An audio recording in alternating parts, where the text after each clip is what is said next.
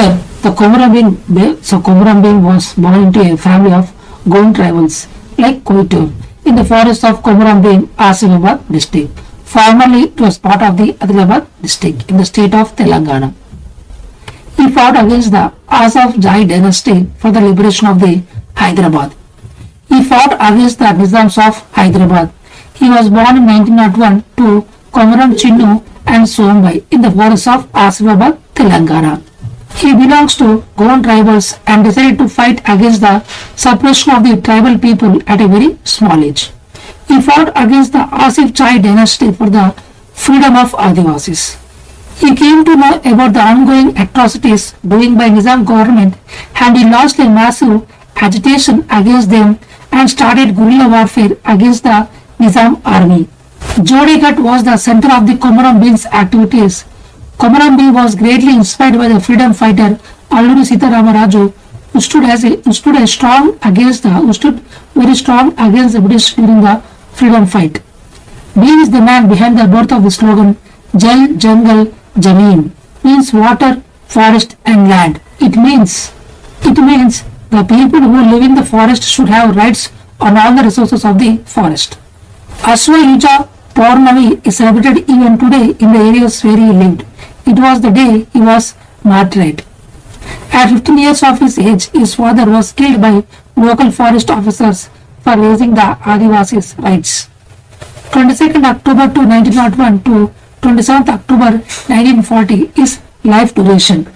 So Komaram Bhim went into hiding after a relentless struggle against the Nizam's army. A traitor, Kurdu Patil, revealed his location to the army men, which resulted in heavy firing, due to which he was died on the 27th October 1940. So Komaram Bhim basically was born in the family of the Gond tribals, means Koitur, in the forest of Komaram Bhim, Asifabad district. Formerly it was part of the Adilabad district in the state of Telangana. He fought against the Asif Chai dynasty for the liberation of Hyderabad. He fought against the Nizams of Hyderabad. He was born in 1901 to Komaram Chinnu and Sombai in the forests of Adilabad, Asifabad, Telangana. He belongs to Gond tribals and decided to fight against the suppression of the tribal people at a very small age. He fought against the Asaf Jai dynasty for the freedom of Adivasis. He came to know about the ongoing atrocities doing by Nizam government and he launched a massive agitation against them and started a guerrilla warfare against the Nizam army. See, Jodegat was the center of the Komaram Bhim's activities. So Bhim was greatly inspired by the freedom fighter Alluri Sitarama Raju and who stood strong against the British during the freedom fight. So Bhim is the man behind the birth of the slogan Jal Jangal Jameen, water, forest and land. It means the people who live in the forest should have the rights on all the resources of the forest. Ashwayuja Paurnami is celebrated even today in the areas where he lived. It was the day that he was martyred. At 15 years of his age, his father was killed by local forest officers for raising the Adivasis' right. So 22nd October 1901 to 27th October 1940, that is his life duration. So Komaram Bhim went into hiding after a relentless struggle against the Nizam's army. A traitor, which is a Kurdu Patil, revealed his location to the army men, which resulted in heavy firing, due to which he was died on the 27th October 1940. So finally his father's name is called as the Komaram Chinnu and his mother's name is the Sombai. So he basically was born in the forest of Asifabad, Telangana. So he was fought against the Asif Jai dynasty because they are doing lot of atrocities to the Adivasis. So he fought against them at a very small age only. So he belongs to the Gond tribals. He was taken inspiration from the Alluri Sitarama Raju because he was stood strong against them during the freedom fight. So Komaram Bhim has given a slogan which is called as the Jal Jangal Jameen, means water, forest and land. It belongs to the people in the forest. They have total rights regarding the forest. So when he was fighting with the Nizams, one traitor whose name is Kurdu Patil revealed his location. So therefore the army men came and he fought it very hardly, but finally he was died on the 27th October 1940. That day is celebrated as the Ashwayuja Paurnami still today in the forests of the Asifabad. See, when he was 15 years, his father was killed by the local forest officers for raising the issues of the Adivasis. So these are some of the important facts of the Komaram Bhim. So finally I can say that Komaram Bhim was born in the family of a Gond tribals, Koitur, in the forest of Komaram Bhim, Asbabad district, formerly part of the Ahmedabad district in the state of Telangana. He fought against the Asif Jai dynasty for the liberation of Hyderabad. He fought against the Nizams of Hyderabad. He was born in 1901 to Komaram Chinnu and Sombai in the forest of Asifabad, Telangana. He belongs to Gond tribals and decided to fight against the suppression of tribal peoples at a very small age. He fought against the Asif Jai dynasty for the freedom of Adivasis. He came to know about the ongoing atrocities doing by Nizam government and he launched a massive agitation against them and started a guerrilla warfare against the Nizam army. So Jodegat was the center of the Komaram's activities. Bhim was greatly inspired by the freedom fighter Alvi Siddhamaraju, who stood strong against the British during the freedom fight. So Komaram Bhim is the man behind the birth of the slogan Jal Jangal Jameen, water, forest, land. It means that people who live in the forest should have the rights on all the resources of the forest. Ashoja Purnami is celebrated even today in the area where he lived. It was the day that he was martyred. At 15 years of his age, his father was killed by local forest officers for raising the Adivasis' right. So 22nd October 1901 to 27th October 1940, his was life duration. So Komaram went into hiding after a relentless struggle against the Nizam's army. But a traitor whose name is Kurdu Patil revealed his location to the army men, which resulted in heavy fighting, due to which he was dead on the 27th October 1940. So now we are going to discuss another question. Which was the first district that witnessed the beginning of the Mulki movement in the 1952? So which was the first district that witnessed the beginning of the Mulki movement in 1952, which is Warangal district. So Warangal district is the first district that witnessed the beginning of the Mulki movement in the 1952. So now we'll discuss something more about this one. The Mulki movement of 1952 has its origin in Education Department of Warangal. In 1952, Mulki agitation, which started with the teachers transfer in Warangal, and it spread to Hyderabad. On July 26, 1952, the students formed Action Committee to protest against the transfer of teachers. The committee elected a student named Buchaya as the convener of the Student Action Committee. It was an agitation led mostly by students of Telangana against the people from outside. The locals feared that the non-Mulkis, those who were not locals, would take away jobs meant for them in the Hyderabad state government. At the time of agitation in 1952, several positions meant for the locals were occupied by people from outside. Mulki means motherland or locals or natives. The local people of Hyderabad state fought against the settlers for their rights over the jobs in government services. Such Mulki movement took place in Hyderabad time and again. Slogans used in this Mulki agitation are the non-Mulki go back. Mehboob Ali Khan is the Nizam at the time of Mulki movement. The Mulki movement of 1952 has its origin in Education Department of Warangal district. In 1952, Mulki agitation, which started with the teachers transfer in Warangal and it spread to the Hyderabad. On July 26, 1952, the students formed an action committee to protest against the transfer of teachers. The committee elected a student named Buchaya as the convener of the Student Action Committee. It was an agitation led mostly by students of Telangana against people from outside. The locals feared that the non-Mulkis, those who were not locals, would take away jobs meant for them in the Hyderabad state government. At the time of agitation in 1952, several positions meant for the locals were occupied by people from outside. So Mulki means motherland or locals or natives. The local people of Hyderabad state fought against the settlers for their rights over the jobs in government services. Such Mulki movement took place in Hyderabad time to time and again. Slogans used in this Mulki agitation are the non-Mulki go back. So Mehboob Ali Khan is the Nizam at the time of Mulki movement. So we can say basically this Mulki movement is called as the locals movement. They are very angry because their jobs have been taken by non-locals. So that is the main reason for this Mulki movement. Means we can say, non-locals please go back from our state, so therefore we are going to get the jobs. So this is the basic agenda of this Mulki movement. The Mulki movement of 1952 had its origin in the Education Department of Warangal. So in the 1952 Mulki agitation, it started with the teachers transfer in Warangal and it spread to Hyderabad. So initially it was started in Warangal and then later it was transferred to Hyderabad. On July 26, 1952, the students formed action committee to protest against the transfer of teachers. The committee elected a student named Buchaya as the convener of the Student Action Committee. It was an agitation led mostly by students of Telangana against the people from outside. The locals feared that the non-Mulkis, those who were not locals, would take away the jobs meant for them in the Hyderabad state government at the time of agitation in 1952. Several positions meant for the locals were occupied by people from outside. So Mulki means basically motherland or locals or natives. The local people of Hyderabad state fought against the settlers for their rights over the jobs in government services. Such Mulki movement took place in Hyderabad time to time and again. Slogans used in this Mulki agitation are the Par Mulki Go Back and Mahbub Ali Khan was the Nizam at the time of Mulki movement. So finally I can say that this Mulki movement was started because of the teachers transfer in Warangal. It was initially started in the Warangal district and finally it was transferred to the Hyderabad.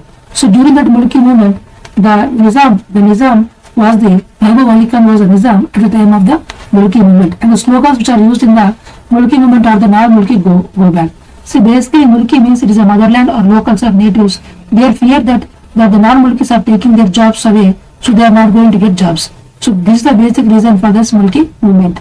So Mulki means basically motherland or locals or natives.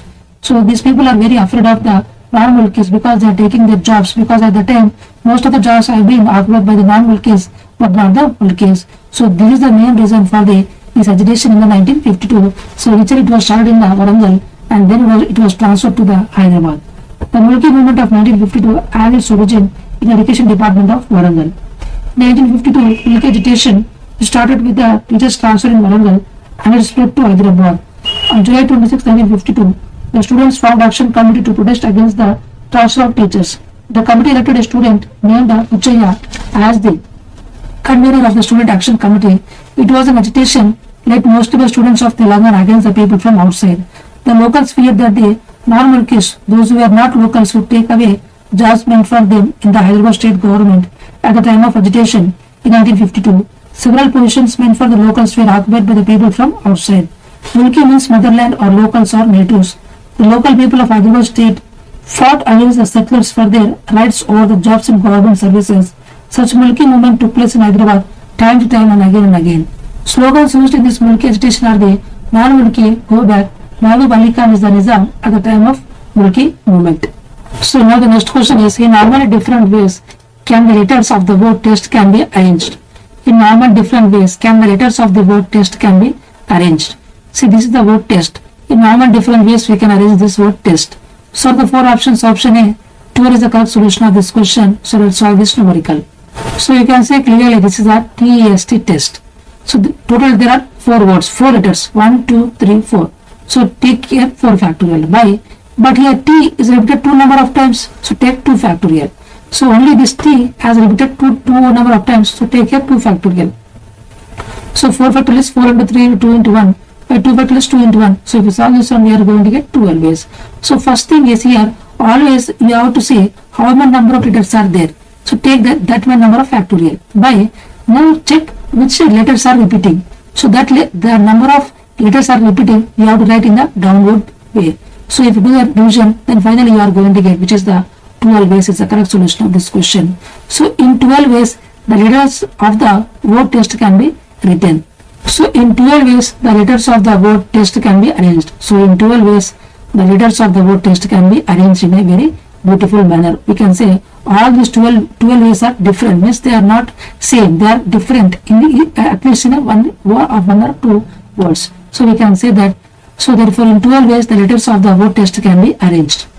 So now we are going to solve this question. See the question here. The cost of 15 kg of rice is rupees 720 and the cost of 16 kg of wheat is rupees 576. What is the difference between the cost of 45 kg of rice and 56 kg of wheat? So in this question they are given the cost of 15 kg of rice is rupees 720 and the cost of 16 kg of wheat is rupees 576. Then what is the difference between the cost of 45 kg of rice and 56 kg of wheat? We need to figure out.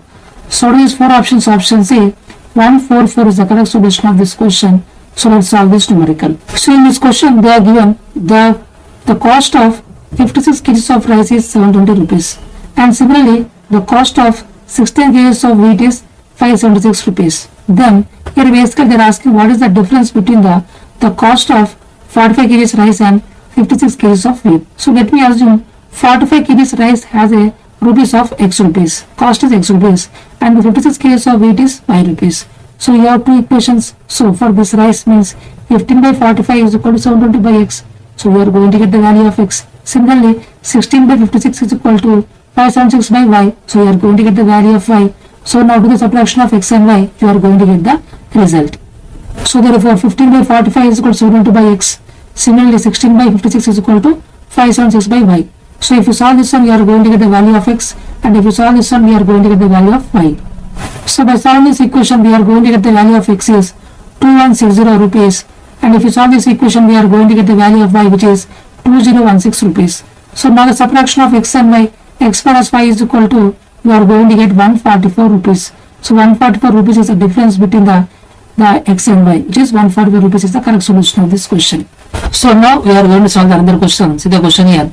The current response of the RLC circuit in the figure is. So basically they are asking what is the nature of the current response in this series RLC circuit. R is equal to 8 ohm, L is equal to 2 Henry, C is equal to 1 by 4 farad, and is the current I of t, and is the voltage source 10 into U of t. So basically now we have to find what is the current response nature. So these four options, option C, overdamped is the correct solution of this question. So let's solve this numerical. So this is the circuit diagram. So this is the 10 into U of t, the resistor is equal to 8 ohm, and inductor is equal to 2 Henry, and the capacitor is equal to 1 by 4 farad, and is the current I of t. So for a series RLC circuit, I already told you quality factor is equal to 1 by R under root over L by C. Then what is the value of zeta? Zeta is equal to 1 by 2q. So zeta is always equal to 1 by 2q. So this is the formula for both series RLC circuit and the parallel RLC circuit. But q value is going to get changed for the parallel RLC. But this is same. The zeta is always equal to 1 by 2q, either for series RLC circuit or parallel RLC circuit. So zeta is always equal to 1 by 2q. So if you keep the value of q here, finally we are going to get zeta is equal to, which is r by 2 into under root over c by l. So this is the damping ratio of a series RLC circuit. So we know the value of R 8 ohm, and the value of capacitor is 1 by 4 farad, and the value of inductor is 2 Henry. So if you substitute each and every value, and if you solve this one, finally we are going to get. So finally we are going to get, which is zeta is equal to root 2. Root 2 means 1.414, which is greater than 1. So whenever the value of zeta is greater than 1, it is called as an overdamped system. So it is called as an overdamped system. So whenever the zeta is equal to 0, it is said to be undamped system. Whenever the zeta lies between 0 to 1, it is called as an undamped system. And whenever the zeta is equal to 1, it is called as a critical damped system. And when zeta is greater than 1, it is called as an overdamped system. So by this value of zeta, we can tell the type of the system. Zeta is equal to 0 means undamped system. Zeta lies between 0 to 1 is called as an undamped system. Zeta is equal to 1 is called as critical damped system. And zeta greater than 1 is called as an overdamped system. So this is the nature of the damping ratio gen. But in the solution we have got zeta greater than 1. So it is called as an overdamped system. So always you have to remember zeta is always equal to 1 by 2q for both series RLC circuit and for the parallel RLC circuit. So you can see clearly this is the equation for a series RLC circuit, and this is for the parallel RLC circuit. So for series RLC circuit, q is equal to 1 by r under root over L by c, and zeta is equal to 1 by 2q. So if you substitute the value of q here, we are going to get zeta is equal to r by 2 into under root over c by l. So this is the damping ratio for a series RLC circuit. But for a parallel RLC circuit, it is reverse. Q is reverse here. Q is equal to r into under root over c by l. And zeta is same for both series and RLC circuit, which is the equation. The general equation is same, which is zeta is equal to 1 by 2q. If you substitute the value of q here, we are going to get finally zeta is equal to 1 by 2r into under root over L by c. So this is the damping ratio of a parallel RLC circuit, and this is the damping ratio for a series RLC circuit. So these two things that you always have to keep in your mind. So now we are going to solve another question. In a graph, the number of independent loops is 6 and the number of independent cursits is 5. Then the total number of branches in the graph is. In a graph, the number of independent loops is 6 and the number of independent cursits is 5. Then the total number of branches in the graph is. So out of the four options, option D, 11 is the correct solution of this question. So let's solve this numerical. So in the question, they are given that the number of independent loops is 6 and the number of independent cut sets is 5. Then we have to find the total number of branches B we need to figure out. So basically in this question they are given the number of independent loops is 6 and the number of independent cut sets is 5. And the number of branches we need to figure out. B value we have to find. So listen carefully. The number of independent loops is always equal to number of links is equal to L. L is the thing which is going to represent by links, the number of links. So number of independent loops is always equal to number of links is equal to L. And the number of independent cuts is always equal to number of twigs. Or we can say the number of branches of a tree are called as the twigs is equal to n minus 1. So always the number of independent loops is equal to number of links is equal to L. And the number of independent cuts is equal to number of twigs. Or we can say the number of branches of a tree is equal to twigs is equal to n minus 1. So in this question they are given L is equal to 6 and n minus 1 is equal to 5. So then what is the value of n? N is equal to 6. Always the total number of branches is always equal to, in a graph, the total number of branches is equal to summation of the links plus summation of twigs. So therefore the total branches is equal to number of links plus number of twigs. So always B is equal to L plus n minus 1. So therefore the total number of branches is equal to number of links plus number of twigs. So total number of branches is equal to total number of links plus total number of twigs. Total number of branches is represented by a symbol B and total number of links are L and n minus 1 is called total number of twigs. So therefore B is equal to L plus n minus 1. So we have to find what is the value of B. We know the value of L, we know the value of n. Substitute here, finally we are going to get the value of B, which is here 6 plus 6 minus 1. 6 plus 6 minus 1 is nothing but 6 plus 5 is equal to 11. So 11 is the correct solution of this question. So total number of branches is equal to total number of links plus total number of twigs. So total number of branches is equal to B and total number of links is equal to L. It is also equal to number of independent loops and total number of twigs is equal to n minus 1 is equal to the total number of independent cut sets. So finally you are going to get the value of B, which is equal to 11. So now we are going to solve another question. See the question here. The two networks shown are equivalent. The values of C1, C2, C3 are respectively in farads. So this is C1, C2 and C3. So in this question they are given this delta and this star. So these two are equivalent. So these two circuits are equivalent. Then we have to find what is the value of C1, C2 and C3 we need to figure out. So the two networks shown in these two networks shown are equivalent. The value of C1, C2, C3 we need to figure out. So out of these four options, all the options are wrong. So now we will solve the exact solution of this question. So you can see clearly these are the two circuits. So this is the delta fashion and this is the star fashion. In the question they are given this is C1, C2, C3. This is 1, 2, 3. Similarly here 1, 2, 3. 1 farad, 2 farad and 3 farad. Let me assume this is CA, this is CB and this is CC. So CA, CB and CC. CA is equal to 1 farad, CB is equal to 2 farad and CC is equal to 3 farad. So we have to find what is the value of C1, C2 and C3 we need to figure out. So basically we are doing from delta to star conversion. So we know the value of delta, we have to find what is the value of the star. So this is called as the delta to star connection. So delta to star conversion we are going to see. So let me assume this is Z1. So Z1 this is ZA, ZB. So Z1 is equal to ZA into ZB by ZA plus ZB plus ZC. Then what is the value of ZA? ZA is equal to minus J by omega CA. ZB is equal to minus J by omega CB and ZC is equal to minus J by omega CC. So you have to keep each and everything and Z1 is equal to minus J by omega C1. So you have to substitute each and everything and then you are going to get the value of C1. So I substitute Z1 is equal to minus J by omega C1, ZA is equal to minus J by omega CA, ZB is equal to minus J by omega CB and ZC is equal to minus J by omega CC.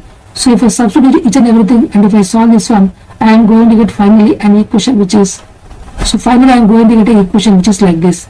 C1 is equal to CA plus CB plus CA into CB by CC. So we are going to get C1 is equal to CA plus CB plus CA into CB by CC.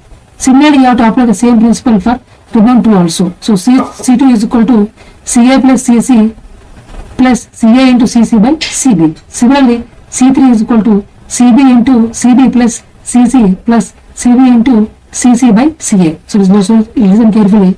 C1 is equal to CA plus CB plus CA into CB by CC.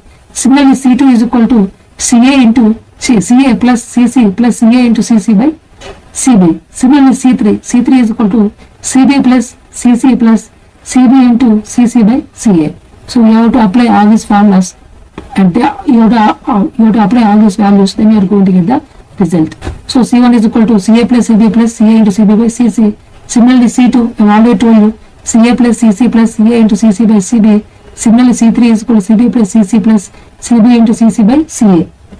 So C1 is equal to CA plus CB plus CA into CB by CC. Then C2 is equal to CA plus CC plus CA into CC by CB. C3 is equal to CB plus CC plus CB into CC by CA. You know each and every value of CA, CB and CC. You have to substitute in these values and you have to simplify. Then you are going to get the value of C1, C2 and C3. So I have substituted all the values and I did a simplification. Finally, I am going to get C1 is equal to 11 by 3 farad, C2 is equal to 11 by 2 farad and C3 is equal to 11 farad. So this option is not present in any of the options. So all the options are wrong and this is the correct solution of this question. So now we are going to solve another question. See the question here, which is a resistor. We can say that is simply a resistor two-port symmetrical network N as Y11 is equal to 0.5 Siemens and Y12 is equal to minus 0.1 Siemens. So this is the network. So this is the input port and this is the output port. So a current source of 5 ampere is connected at the terminals 1 and 2. The short circuit current at the terminals 3 and 4 is given by. So if you are going to connect a current source of 5 ampere here, then what is the short circuit current across the 3 and 4 terminals we need to figure out. So these four options. Option A, 1 ampere is the correct solution of this question. So basically this is a resistor two-port symmetrical network. So resistor two-port symmetrical network with Y11 is equal to 0.5 Siemens and Y12 is equal to minus 0.1 Siemens. And a current source of 5 ampere we are going to connect across the terminals 1 and 2. Then what is the short circuit current across the terminals 3 and 4? We need to figure out. So there are four options. Option A, 1 ampere is the correct solution of this question. So let's solve this numerical. So you can see clearly this is a network, two-port network. So input port and output port. Here we are going to connect a current source of 5 ampere in this direction. So then we have to short circuit this 3 and 4 terminals and we have to find what is the short circuit current we need to figure out. Let me assume the short circuit current in this direction, which is ISC. But the general notation, which is plus or minus V1 plus or minus V2, is input current I1 and is the input current I2. So as per the general format of a two-port network. In the question they are given Y11 is equal to plus 0.5 Siemens and Y12 is equal to minus 0.1 Siemens. So a resistive network is always symmetrical and reciprocal. These things I have already told you in the network analysis class. See, a resistive network. See, if a network has only pure resistance, definitely the circuit is always reciprocal and also symmetrical. If any network containing only the resistive elements, the circuit is always symmetrical and also reciprocal. Now we are going to use the Y impedance matrix, which is I1, I2, V1, V2, Y11, Y12, Y21 and Y22. So whenever Y bus is symmetrical means Y11 is equal to Y22 and reciprocal means Y12 is equal to Y21. So therefore symmetrical means Y11 is equal to Y22 and reciprocal means Y12 is equal to Y21. But in the question, if you see clearly, they have already mentioned which is Y11 is equal to 0.5. So Y11 is equal to 0.5 means Y22 is also equal to 0.5. And also in the question they have mentioned Y12 is equal to minus 0.1. If Y12 is equal to minus 0.1, then Y21 is also equal to minus 0.1. So same thing I have written. So Y11 is equal to Y22 is equal to 0.5. Y12 is equal to Y21 is equal to minus 0.1. For now, I will take the first equation. The first equation is equal to, here we are going to get I1 is equal to Y11 into Y1 plus Y12 into V2. It's a first equation in a Y bus matrix. So I1 is equal to Y11 V1 plus Y12 V2. As we are short circuiting the 3 and 4 terminals, so V2 is equal to 0, then I1 is equal to 5 ampere because we are going to give input current of 5 ampere. So I1 is equal to IS is equal to 5 ampere as I have already shown in the graph. So I1 is equal to 5 ampere. So if you substitute here V2 is equal to 0, we are going to get only these two terms. I1 is equal to Y11 into Y1. So I1 is equal to 5 and Y11 just now we have seen it is equal to 0.5 and also this is the V1. So what is the value of V1? V1 is equal to 5 by 0.5 is nothing but we are going to get 10. So V1 is equal to 10. So now I will take the second equation. I2 is equal to Y21 V1 plus Y22 into V2. So this is the second equation. I2 is equal to Y21 V1 plus I2 Y22 into V2. but we are short circuit is 3 and 4, so V2 is equal to 0, and I2 is nothing but it is minus ISC, because I have already shown in the graph. As you can see clearly here, I1 is equal to ISC is equal to 5 ampere, whereas I2 and ISC are opposite, so therefore I2 is equal to minus ISC. So therefore I2 is equal to minus ISC, but Y21, which is just now we have shown, which is minus 0.1 into V1 also we have just now figured its value is 10. So if we solve this one, we are going to get ISC is equal to 1 ampere. So this is the correct solution of this question. So let me give you some important formulas regarding the two-port network. So this is a two-port network, input port and output port. So this is plus or minus V1, plus or minus V2. This is I1, this is I1, this is I2, this is I2. So these are the different types of parameters we are going to see. It is Z parameter, and the inverse of Z parameter is a Y parameter. So inverse of Y parameter is again Z parameter. So both are reciprocal. So this is V1, V2, I1, I2, Z11, Z12, Z21 and Z22. So a network is said to be symmetrical whenever Z11 is equal to Z22, and network is said to be reciprocal when Z12 is equal to Z21. If you want Y parameter, just do the interchange of these two things. So take this one here and take this one to here. So I1, I2, V1, V2, Y11, Y12, Y21 and Y22. Symmetrical means same procedure as this one, which is Y11 is equal to Y22. Reciprocal means Y12 is equal to Y21. So these two are inverse matrices. So now the T parameters means here V1, I1, V2, I2, but keep here minus here A, B, C, D. So it is symmetrical whenever A is equal to D, and reciprocal means mod of AD minus BC is equal to 1. AD minus BC is equal to 1 is said to be reciprocal. So this is the condition for a T parameter. So T dash means test to the interchange of this matrix to here and this to here. So V2, I2, V1, I1 with a minus here. A dash, B dash, C dash, D dash. Symmetrical same procedure, A dash is equal to D dash, and it is reciprocal whenever A dash, D dash minus B dash, C dash is equal to 1. So now H parameter and G parameter. So here I have already told you in the Z parameter this is V1, V2, I1, I2. Just interchange I2 here and V2 here. In the place of Z parameter, just interchange V2 to here and I2 to here. So you are going to get this equation V1, I2, I1, V2. So this is H11, H12, H21 and H22. So symmetrical means here just H11 into H22 minus H1 into H21 is equal to 1, and reciprocal means H12 is equal to minus H21. Same procedure for G parameter, just to the interchange of these two matrices I1, V2, V1, I2, G11, G12, G21 and G22. Symmetrical, it is symmetrical when G11 into G22 minus G12 into G21 is equal to 1, and it is reciprocal when G12 is equal to minus G21. So these are the important formulas, because definitely questions have been asked on these concepts. So I have just revised all these formulas. So now the next question, which is the value of the L equivalent in Henrys in the figure is. So this is the figure they have given. So we have to find what is the equivalent inductance we need to figure out. So the primary coil has an inductance of 4 Henry, secondary coil has an inductance of 2 Henry.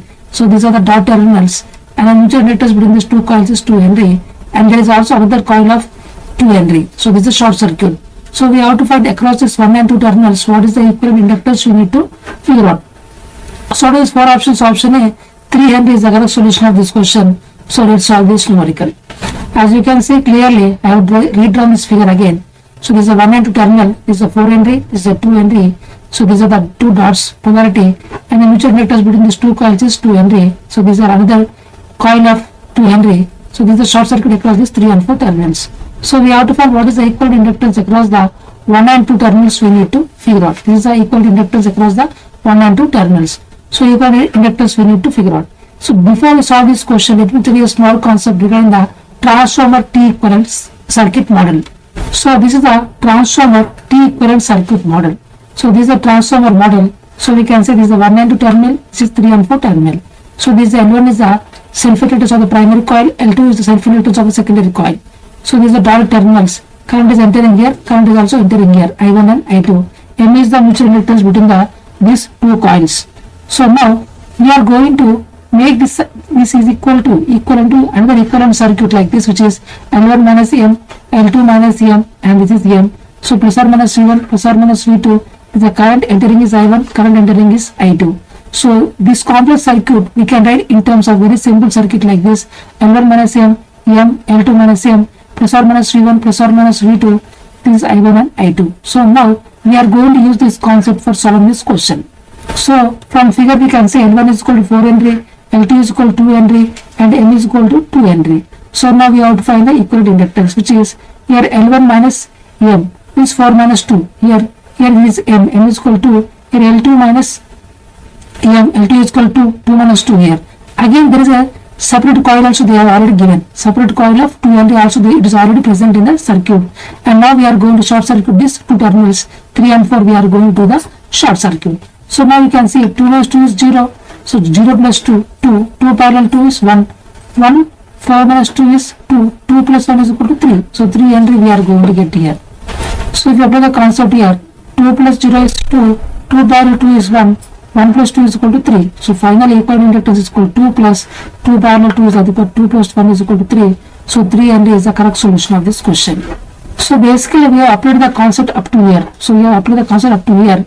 So therefore, but there is the extra inductance here, and then here L1 minus M, L2 minus M. So this is the extra wire which is extra inductance is there. So you have to keep it here, and then you have to short circuit the 3 and 4, and then we have to find the equivalent inductance. So we are going to get the result as 3 Henry. So now we are going to solve another question. See the question here. The Laplace transform of the current in a network is given by, which is I of s is equal to 10 by s into s plus 2 into s plus 5.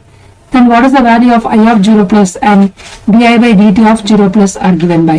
So this is the Laplace transform of a current signal we have given of a network which is 10 by s into s plus 2 into s plus 5. Then we have to find what is the value of I of 0 plus and di by dt of 0 plus we have to figure out. So there is 4 options. Option C, 0, 0 is the correct solution of this question. So let's solve this numerically. So this is the Laplace transform of current signal they are given, which is I of s is equal to 10 by s into s plus 2 into s plus 5.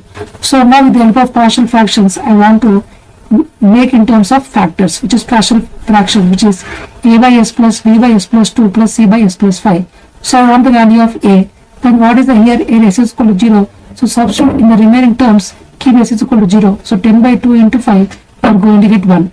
So if you want to find the value of p, here s plus 2 means keep here s is equal to minus 2 in the remaining terms. So 10 by here minus 2 into 3, you are going to get minus 5 by 3.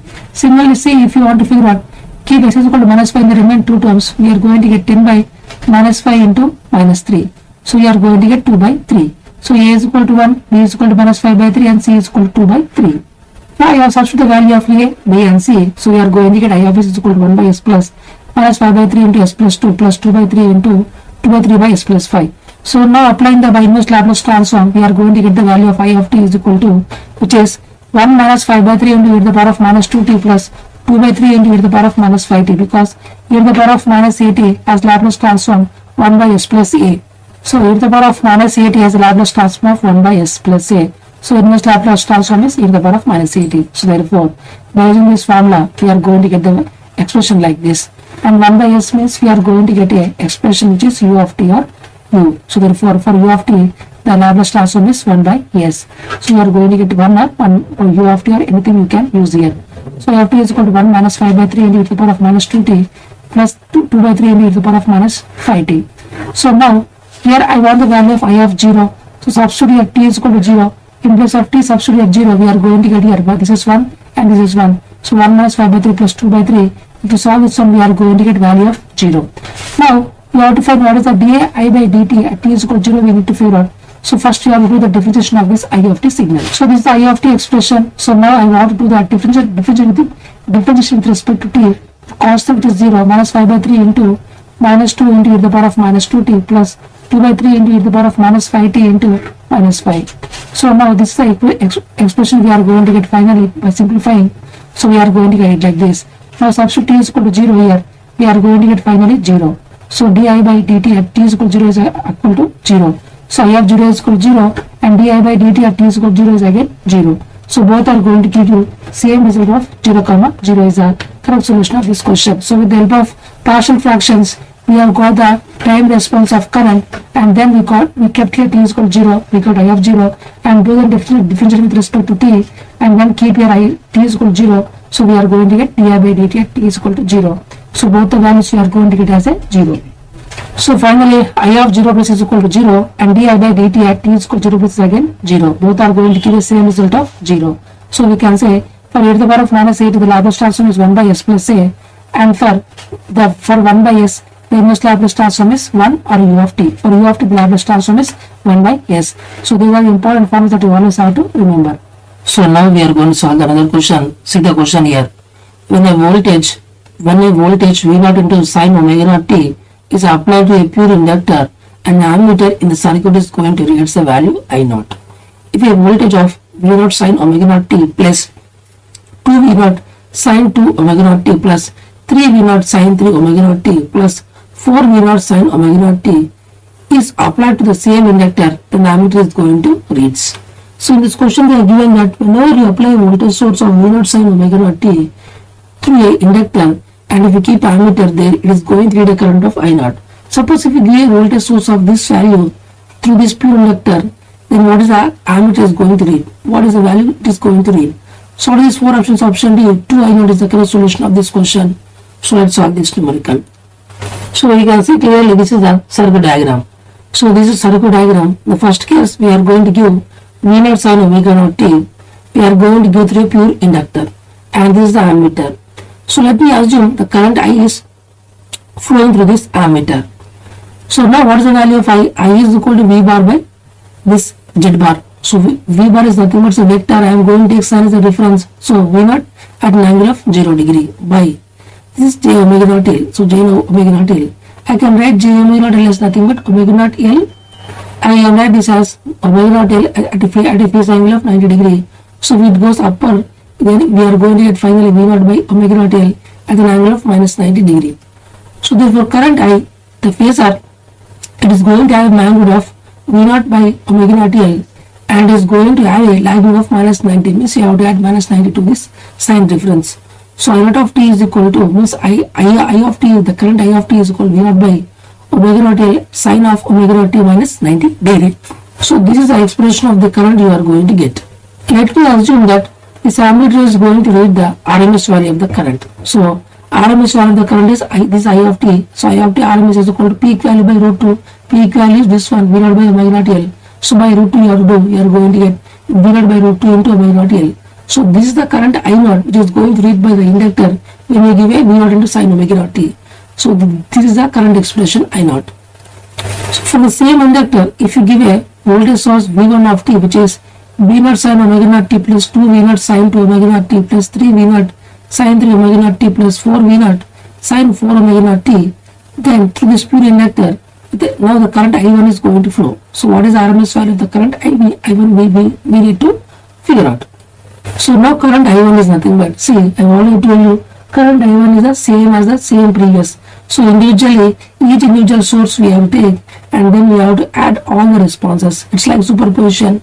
So for each individual component, you have to take the current component, and then we have to add all the components of the current. So therefore, for V0 sine omega naught t, so for V0 sine omega naught t, the reference is V0 at an angle of 0 degree by j omega naught L, plus for the second component 2 V0 at an angle of 0 degree by j. Here now the component omega is nothing but 2 omega naught, so 2 omega naught into L, plus 3 V0 at an angle of 0 degree by j 3 omega naught into L, plus 4 V0 at an angle of 0 degree by j 4 omega naught L, because the inductor is a depending upon omega. So what is the same omega you have to take here?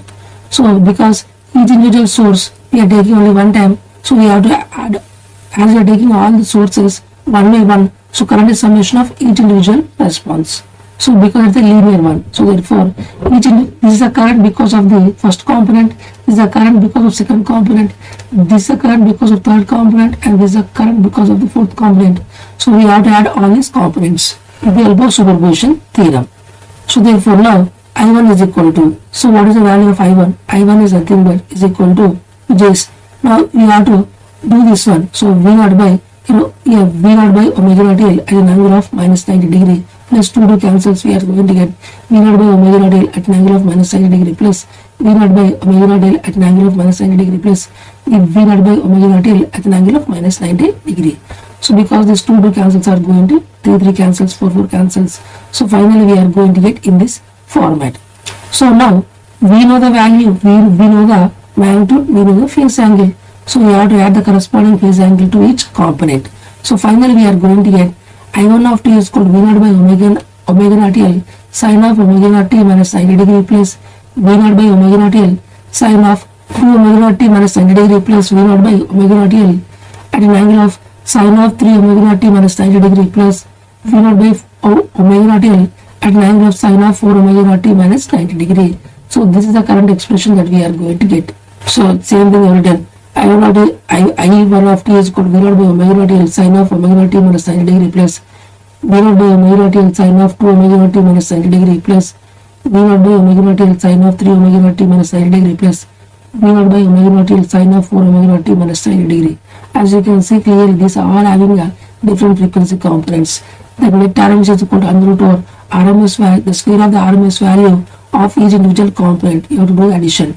So I1 of the RMS is equal to under root over RMS value of this signal is nothing but it's a peak value by root 2 whole square plus RMS value of this signal, which is peak value by root 2 whole square plus RMS value of this signal is nothing but V naught by root 2 omega naught L whole square plus RMS value of this component whole square, which is V naught by root 2 omega naught L whole square. So if you solve this one, this is nothing but I naught. This value just now we have solved. This is I naught. So I naught square plus I naught square plus I naught square plus I naught square, which is 4 I naught square root is nothing but 2 I naught. So 2 I naught is the correct solution of this question. So therefore, the RMS value of the current which is read by the ammeter is nothing but 2 into I naught. So 2 into I naught is the correct solution of this question. So basically we have used the principle of linearity. Superposition is going to tell you that the current in a circuit is nothing but it is a summation of the current because of the each individual source component. Only one source you have to take at one at individual, and then you have to add all the responses, because then you are going to get the overall response you are going to get. This is the basic principle of superposition. So they are given 4 components of voltages. You have to assume that only one source we are going to take at one time, and then if we add all the source current responses, so we are going to get the overall current response. That is the thing that we have did there. So now we are going to solve another question. See the question here. The admittance locus of a 2-branch parallel circuit shown in the figure 1 is given in the figure 2.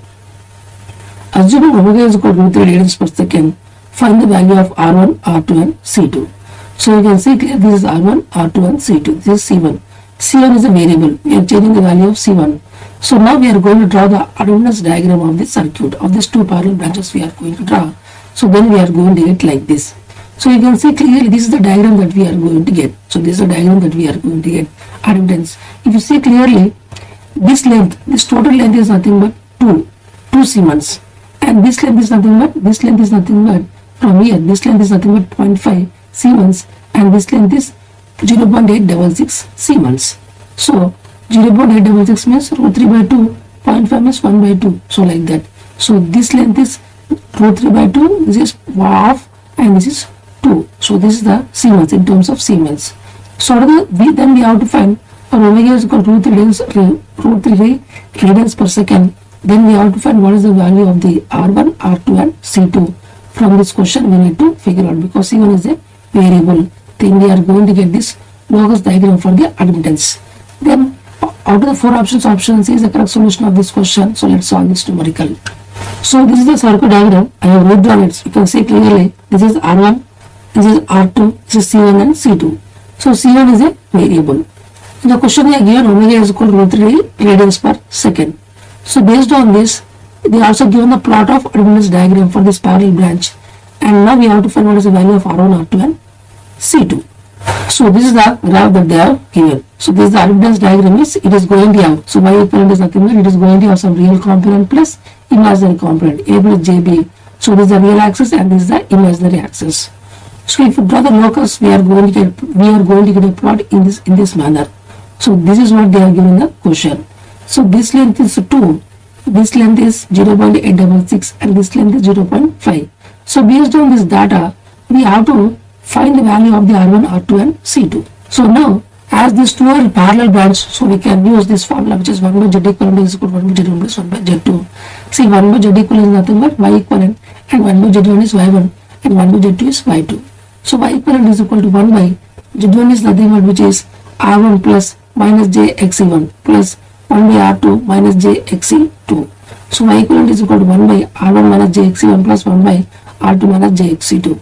So what is the value of y equivalent? This is in the terms of rectangular. So now I want to convert in terms of the polar, which is 1 by under root over r1 square plus xc1 square at an angle of, if it goes to the upper part it is going to become positive, but downward it is negative.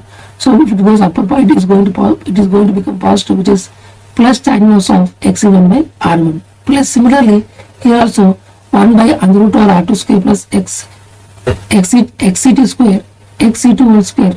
Now the angle goes upward, you are going to get plus tan inverse of xc2 by r2. So you are going to get in this format. So you can see clearly here, this is the y equivalent that we are going to get. As you can see clearly, C1 is a variable, but R2 and C2 are constant. So R2 and C2 are constant means this value is a constant. This graph is a constant, but only this is a variable. If this is a variable, so overall value is also varying. But this is always constant. This is always constant. But this is only the variable.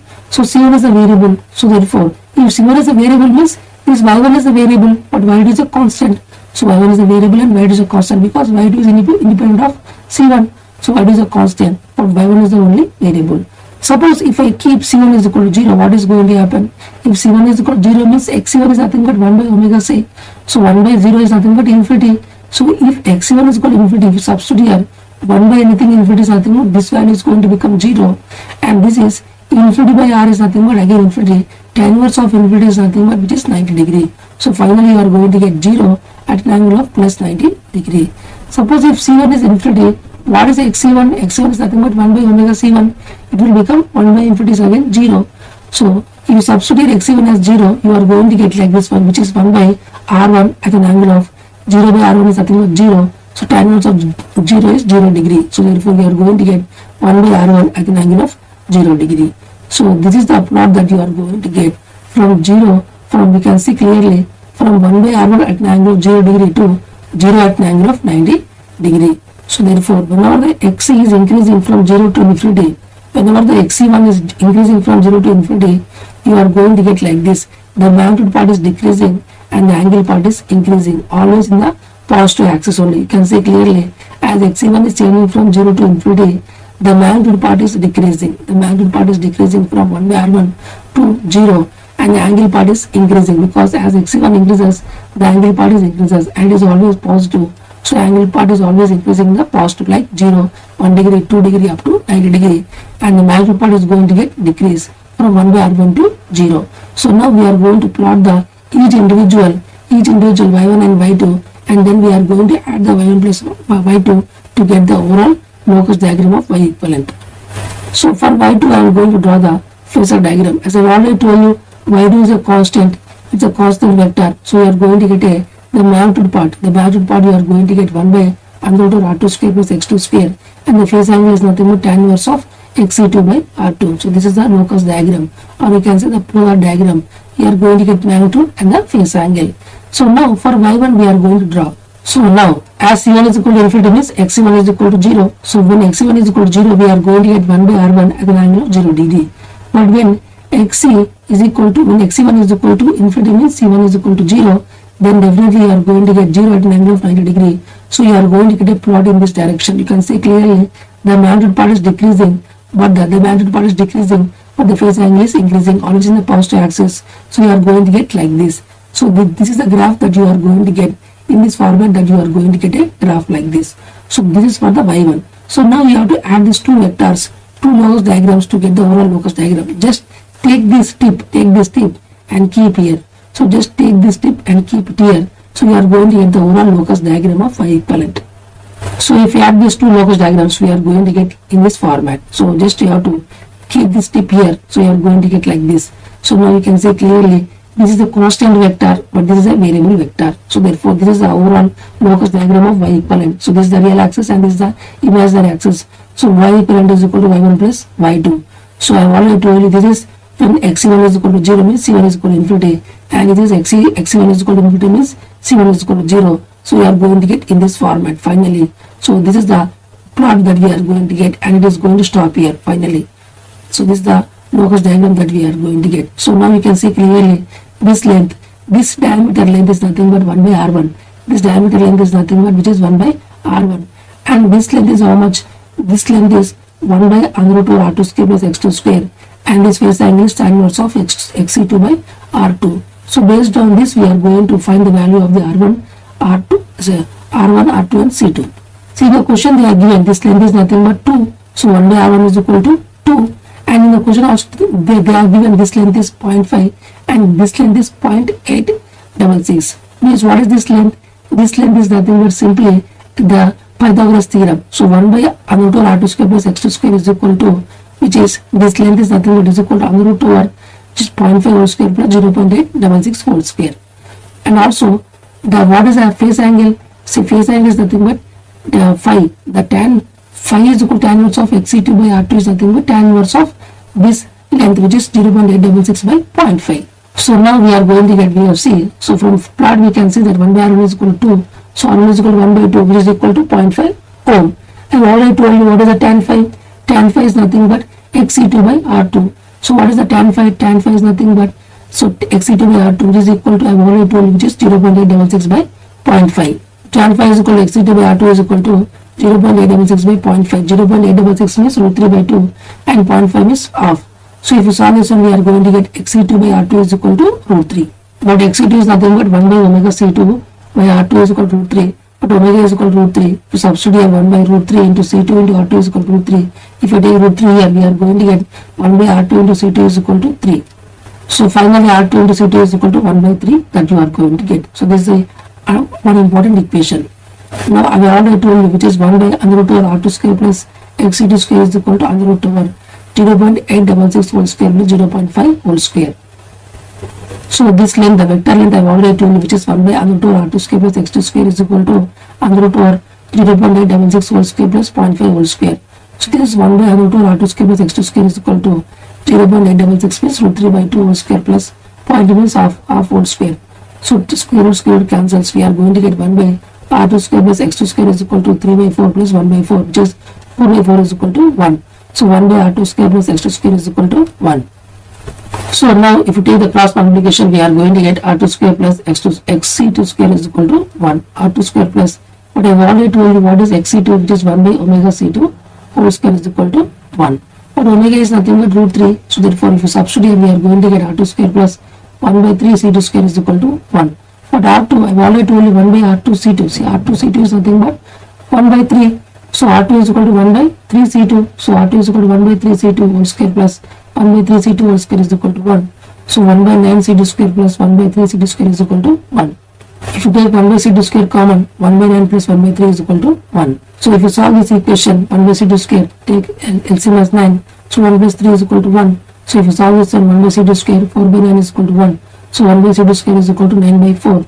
So again C2 square is equal to 4 by 9. Take square root, we are going to get C2 is equal to 2 by 3 farad. So if you know C2, you can easily get the value of R2 because R2 into C2 is equal to 1 by 3. So I already told you R2 into C2 is equal to 1 by 3. So we know the value of C2. So substitute here. So R2 into 2 by 3 is equal to 1 by 3. 3 cancels. We are going to get R2 is equal to 1 by 2 ohm. So now we got the value of R2, we know the value of R1 and also we know the value of C2. So finally R1 is equal to 0.5 ohm, R2 is equal to 0.5 ohm and C2 is equal to 2 by 3 farad. So this is the correct solution of this question. So now we are going to solve another question. See the question here. An iron core inductance coil. An iron core inductance coil can be modeled over a normal operating range of networks as. An iron core inductance coil can be modeled over a normal operating range of networks as linear bilateral element. So an iron core inductance coil can be modeled over a normal range of over a normal operating range of networks as linear bilateral element is the correct solution of this question.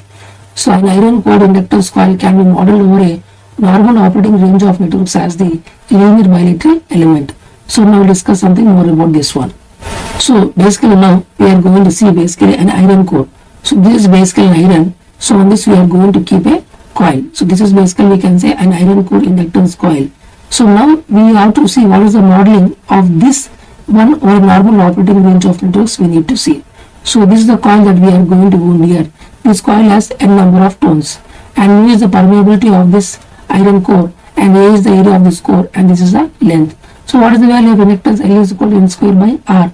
R is equal to L by mu into A. So if you solve this one, we are going to get n square mu A by L. So basically every coil will have inductance and also small amount of resistance. So this iron core we can model as a resistance and also inductance. It can have a resistance and it can also have inductance. A small amount of resistance but very big value of self inductance. So now what we have to do, see this is basically a linear bilateral element only for normal operating range of networks. This is basically R and L means both are linear elements. So if the linear means compulsory, it will be always a bilateral element. See, the inverse is not true. See, every linear element is always bilateral, but every bilateral element is not linear. So if it is a linear, because these elements are linear, so definitely it is also bilateral. So linear bilateral element only for normal operating range of networks, but not for everywhere. Only for normal operating range of networks only it is a, we can model it as the linear and the bilateral element, because every linear element is always a bilateral, but the inverse is not true. So R and L are basically linear elements. So otherwise due to saturation and residual magnetism, it is always nonlinear and time invariant. So suppose if you consider more amount of range, it will definitely have residual magnetism. Means even if the current is equal to 0, it will have small amount of magnetic field. So residual magnetism, and also because of saturation, so we can say it is non-linear and time invariant. So this graph will be always constant with respect to time. So it is called as time invariant, and the graph is non-linear. So it is called as a non-linear and time invariant. So if we consider the total area of operating, so for normal range of operations, we can assume it as a linear and bilateral element. But if you consider everything, because of saturation and residual magnetism, it will be always having a nonlinear and time invariant characteristics. It will be nonlinear and time invariant characteristics because of the properties of the residual magnetism and also the saturation. Suppose if you assume a air core, so there will be no saturation and no residual magnetism. So it will be always a straight line with respect to BH. As the current increases, flux increases in a linear proportional. So we can say this graph is a linear graph and is also bilateral element and also time invariant. So no matter what is the time, same graph that you are going to get. So we can say this is a linear element, bilateral element and also time invariant element. So for air core.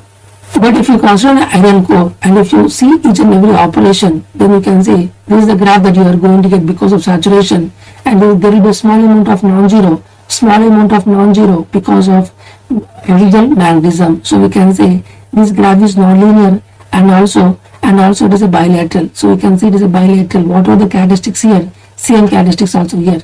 So it is non-linear and bilateral and time invariant. No matter what is the time, same graph that you are going to get. So we can say that it is basically non-linear and also bilateral and it is time invariant. If you consider iron core for each and every operation, operating, then you see it is going to behave like this. But if you see only for normal operating range, we are going to see this. If you consider only this small amount of region, it is going to act like a linear element and also bilateral element and time invariant element. Only for small amount of range of operation, then we can assume it as the linear element, bilateral element and also the time invariant element. But if you consider overall range, it will be always non-linear, bilateral and time invariant element.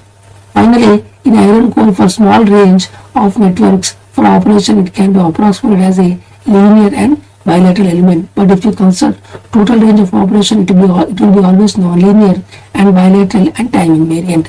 But if you consider for a small range of operation, it can be approximated as the linear and the bilateral element. So now we are going to solve another question. See the question here. Consider the following statements with respect to a high Q series RLC circuit under resonance. So consider the following statements with respect to a high Q series RLC circuit under resonance. Statement 1. The voltage across R is equal to the applied voltage. Statement 2. The voltage across L and C are 0. Statement 3. The voltages across L and C are equal in magnitude. Statement 4. The voltages across L and C are maximum. So which of these statements are correct? See, 1 and 3 are correct, but 2 and 4 are wrong. So you see, for a high Q series circuit, for a high quality factor, for a series RLC circuit under resonance, whatever the voltage across the resistor is always equal to the applied voltage, and the voltage across the L and C are always equal in magnitude and these are non-zero. These are always greater than the supply voltage. And also we can say these are not maximum value. These are not maximum values. These are equal, but these are not maximum values. The maximum value of the capacitor is obtained below the resonant frequency, and for inductor it is going to obtain above the resonant frequency. The maximum value of the voltage across the capacitor is obtained below the resonant frequency, and the maximum value of the voltage across the inductor is obtained after the above the resonant frequency, but not at the resonance. They are not going to have the maximum. Yes, they are going to have equal, but they are not maximum values.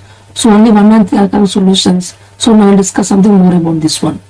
So you can see clearly this is a series RLC circuit, R, L and C. So resistor, inductor and capacitor. So this is the VR, this is the VL and this is the VC.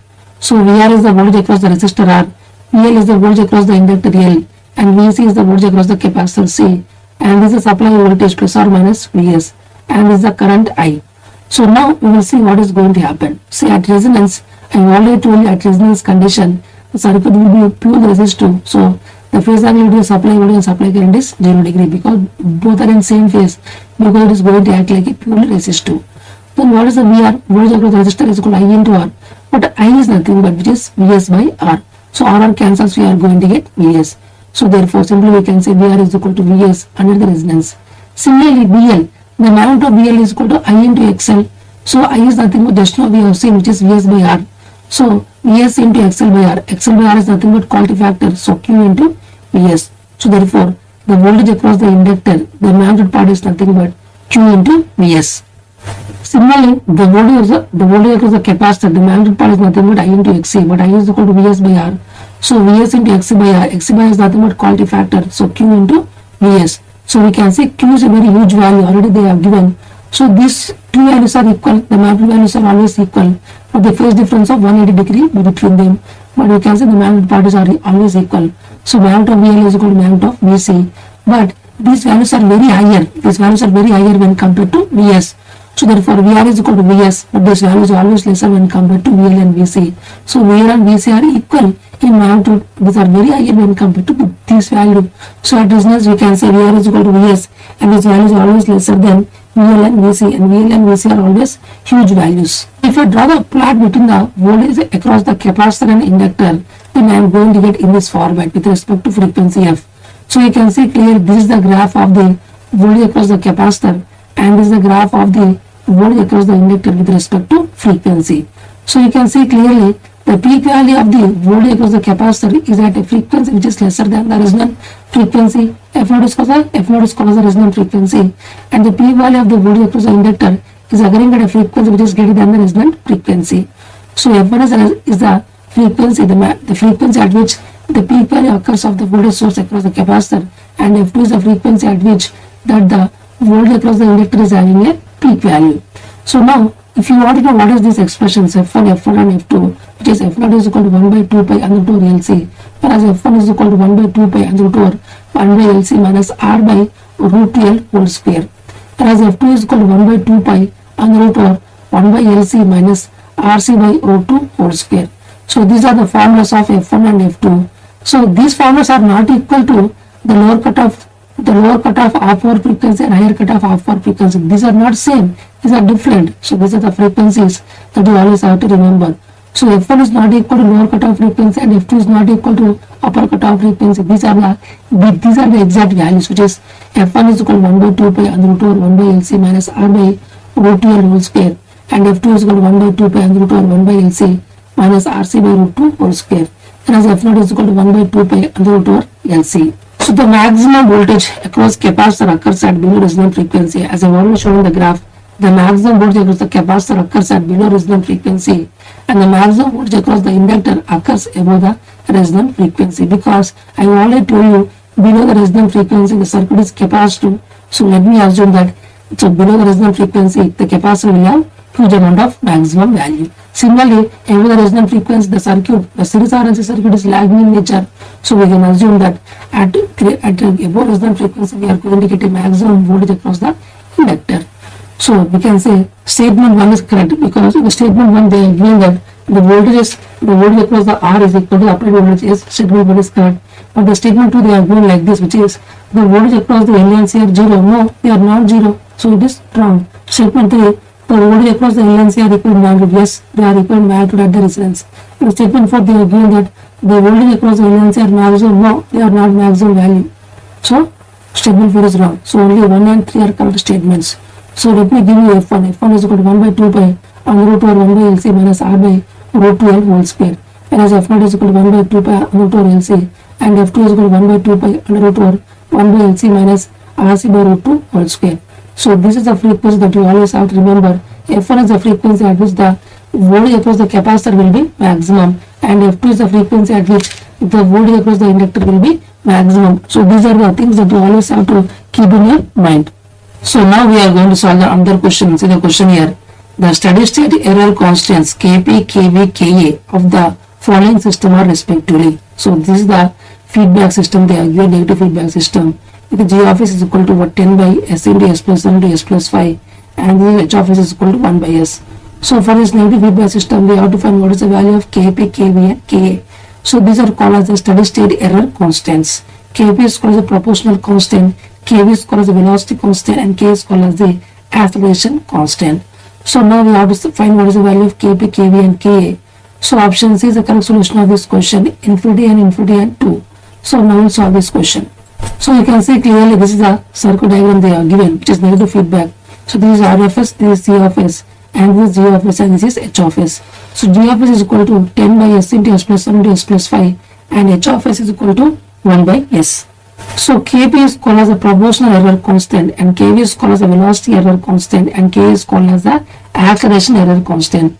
So Kb is called as a proportional error constant and Kv is called as a velocity error constant and K is called as a acceleration error constant. So Kb is called limit s tends to 0, g of s into h of s is equal to limit s tends to 0. So now we have to multiply the g of s and h of s. Then we are going to get this expression. If you substitute s is equal to 0, anything but 0 is nothing but infinity. Similarly, Kv is called limit s tends to 0, s into g of s into h of s. So if you multiply s into g of s into h of s, we are going to get the expression which is 10 by s into s plus 1 into s plus 5. So if you substitute s is equal to 0, anything but 0 is nothing but infinity. Similarly, K is nothing but limit s tends to 0, s square into g of s into h of s. So limit s tends to 0, s square into g of s into h of s. If you do this one, we are going to get 10 by s plus 1 into s plus 5. So if you substitute s is equal to 0, 10 by 1 into 5 something by 10 by 5 is equal to 2 you are going to get. So Kb is called as a proportional error constant, Kv is called as a velocity error constant and K is called as a acceleration error constant. So now we are going to solve another question. See the question here. The block diagram of a system is shown in the figure. The transfer function C of s by R of s is given by. So basically this is the block diagram they are given in the figure. So we have to find what is the transfer function C of s by R of s we need to figure out. So you can see clearly this is R of s plus minus 1 by s plus minus this is 2 and this is unity gain.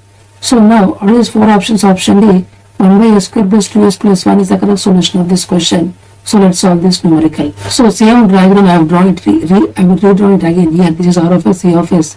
This is plus or minus 1 by s, 2 and 1. So now we have to find what is the transfer function with the help of Mason's gain formula. C of s by R of s we need to figure out. So by Mason gain formula, so now first we have to see how many number of forward paths are there from the input to output. So you can see clearly there is only one forward path. So this is only one forward path. The gain of 1 by s into 1 by s is nothing but 1 by s square. But there are 2 loop gains. So this is one loop gain and this is another loop gain. So the 2 loop gains are there. So and these are touching also. So therefore this loop gain is nothing but 1 by s into minus 2 by s, and this loop gain is nothing but 1 by s into minus 1, which is minus 1 by s square. So based on this, now we are going to solve this solution. So all I told you, there are, by using the Mason's gain formula, we are going to find the transfer function of this one. So now you can see clearly there are 2 loop gains. I have already told you. So the first loop gain is 1 by s into minus 1, which is nothing but minus 1 by s square. I have already told you. The second loop gain is nothing but 1 by s into 2 into minus 1, which is minus 2 by s. Only 2 loops are there. So delta is equal to 1 minus L1 plus L2 plus L1 into L2, like that. But there are no non-touching loops. So we don't have to take the extra terms. So 1 minus L1 plus L2. Only 2 loops are there. So 1 minus L1 plus L2. So what is the forward path gain, there is only one forward path. Its gain also I only told 1 by s into 1 by s, which is 1 by s square. Then what is the value of corresponding delta 1? Delta 1 is equal to 1 minus. So whichever the loops they are touching, you have to equal to 0. So L1 is touching to forward path 1, so we have to make it 0. L2 is also touching the forward path 1, so we have to make it 0. So we are going to get 1 minus 0 plus 0 is equal to 1. So whichever the loops which are touching the forward path, that we have to make it as 0. So finally you are going to get 1. So we know everything. Then what is the transfer function? C of s by R of s is equal to P1 into delta 1 by delta. Transfer function is equal to C of s by R of s is equal to P1 delta 1 by delta. So P1 is nothing but 1 by s square and delta 1 is nothing but 1. But delta is equal to 1 minus L1 plus L2. L1 is equal to minus 1 by s square and L2 is equal to minus 2 by s. So if we solve this one, we are going to get like this, which is 1 by s square by 1 plus 1 by s square plus 2 by s. So if we solve this one, finally we are going to get transfer function is equal to C of s by R of s is equal to 1 by s square plus 2s plus 1. So finally I can say that with the help of Mason's gain formula, we have solved this question, which is always you have to remember only first you have to find the delta. Delta is equal to 1 minus sum of individual loop gains plus the product of loops which are non-touching. So like that you have to go plus minus like that you have to go. Then go for the minus of sum of product of three non-touching loops, like that you have to go. Then the forward path. So delta 1. Delta 1 means which are the loops which are touching the forward path. You have to keep that loops as 0. So based on this Mason Gains formula, we have solved this numerical. So now we are going to solve another question. See the question here. A PMMC meter has a coil of area 200 millimeter square. The flux density is 2 milliweber per meter square and the spring constant is 0.16 into 10 to the power of minus 6 Newton per radian. If deflection of 90 degrees is to be provided when a current of 5 milliampere is flowing, the number of turns in the coil should be. So basically in this question they are given the area of the coil they have given, the flux density they have given, the spring constant also they have given. Suppose if you want deflection of 90 degree, then the current flowing is a 5 milliampere. Then the number of turns required in the coil we need to figure out. So all the four options, option D 126 is the correct solution of this question. So let's solve this numerical. So we can say clearly for the PMMC meter they are given the area of the coil A is equal to 200 millimeter square, means in terms of meter 1 millimeter is equal to 10 to the power of minus 3 meter. So substitute here 200 into 10 to the power of minus 3 whole square, meter square is nothing but, which is very simple, 200 into 10 to the power of minus 6 meter square. Similarly, flux density is equal to B is equal to 2 milliweber per meter square. So milliweber means 10 to the power of minus 3 weber. So 2 into 10 to the power of minus 3 weber per meter square. Spring constant they are given Kc is equal to 0.16 into 10 to the power of minus 6 Newton per radian. So this is a very important point. They are given in terms of radians. So whatever the angle, you have to convert into radians. They are given for deflection of theta is equal to 90 degree means you have to convert into radians, which is pi by 2 radians. And the current flowing is 5 milliampere, which is 5 into 10 to the power of minus 3 ampere. So the number of turns in the coil we need to require, which is n value we have to find. So a steady state in a PMMC always the depletion torque is equal to counter torque. The depletion torque formula is NVIA is equal to Kc into theta. So we have to find the value of n is equal to Kc into theta by VIA. So n is equal to Kc into theta by VIA. Kc value they are given the spring constant, which is 0.16 into 10 to the power of minus 6 Newton per radian. So theta also should be in the same radians, pi by 2 by VIA, you know, 2 into 10 to the power of minus 3. I is 5 into the power of minus 3. A is 200 into 10 to the power of minus 6. So if you solve this one, finally we are going to get result. Pi value is always 3.14 or 22 by 7. So if you solve it, finally you are going to get 40 into pi. So pi is nothing but 3.14. So 40 into 3.14, you are going to get 125.6, which is nearly equal to 126 tones. So therefore n is nearly equal to 126 tones. So pi is always equal to 3.14 or 22 by 7. We can use any one. So finally you are going to get 126 tones. So this is the correct solution of this question. So now we are going to solve another question. See the question here. Consider the following statements with regard to thermoelectric ammeters. So statement 1, they give correct RMS value irrespective of the frequency and the waveform of the input. Statement 2, they are severely affected by the stray magnetic fields. Statement 3, they are primarily designed for current measurements at high frequencies. Statement 4, they have low sensitivity. So which of the statements are correct? Only 1 and 3 are correct but not 2 and 4. So basically they have the high amount of sensitivity and they are not affected by any stray magnetic fields. So these are some of the important statements of the thermoelectric ammeters.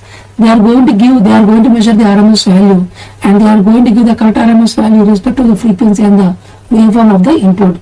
So they are not affected by any stray magnetic fields. They are primarily designed for the current measurements at the very high frequencies and they have huge amount of sensitivity. So these are the important facts of the thermoelectric ammeters, but still let me discuss something more about this one. So option B is the correct solution of this question. So some facts we are going to learn about thermoelectric ammeters. Thermoelectric ammeters are suitable for measurement of RMS value irrespective of the frequency and the waveform of the input. So no matter whatever the frequency and the waveform of the input, they are always going to measure the RMS value of that current waveform. So thermoelectric ammeters are suitable for measurement of RMS value irrespective of the frequency and the waveform of the input. They are primarily designed for the measurement of current at high frequencies. So at high frequencies, irrespective of the current waveform and the frequency, they are going to measure this one. So we can say that they are primarily designed for the measurement of current at the high frequency and they are going to measure the RMS value irrespective of the waveform. So they basically have the very high sensitivity. So they offer very high sensitivity and they are not affected by any stray magnetic fields. I have already told you RMS value theta is proportional to I square.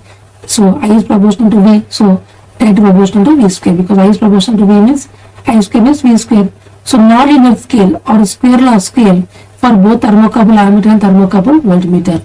So whatever the scale for thermocouple ammeter and thermocouple voltmeter, basically they are having a nonlinear because it is highly proportional to square of the current and square of the voltage. We can say that it is a nonlinear scale or non-uniform scale or square law scale. So because of this property only we can say that they have basically nonlinear scale and they have the nonlinear scale for both current measurement and also for the voltmeter measurement.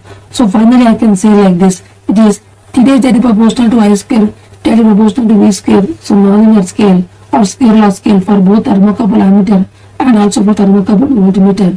So let me repeat this. So facts about thermoelectric ammeters. Basically thermoelectric ammeters are suitable for measurement of RMS value, the RMS value irrespective of the frequency and the waveform of the input, and they are primarily designed for the measurement of current at very high frequencies and they offer the very high sensitivity.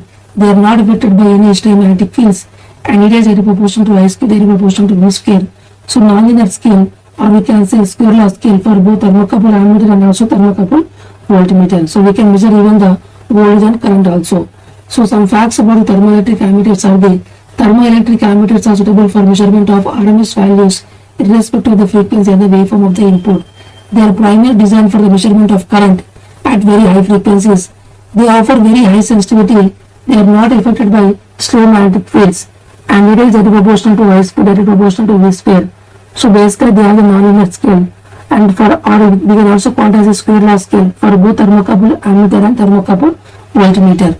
This is basically thermocouple ammeter. It is going to work on the principle of Seebeck effect. So you can see clearly there are two dissimilar metals. One is let me assume this is one iron and one is a copper. So we have to join them and we have to keep these joints at two different temperature. One is at cold junction and the other is at the hot junction.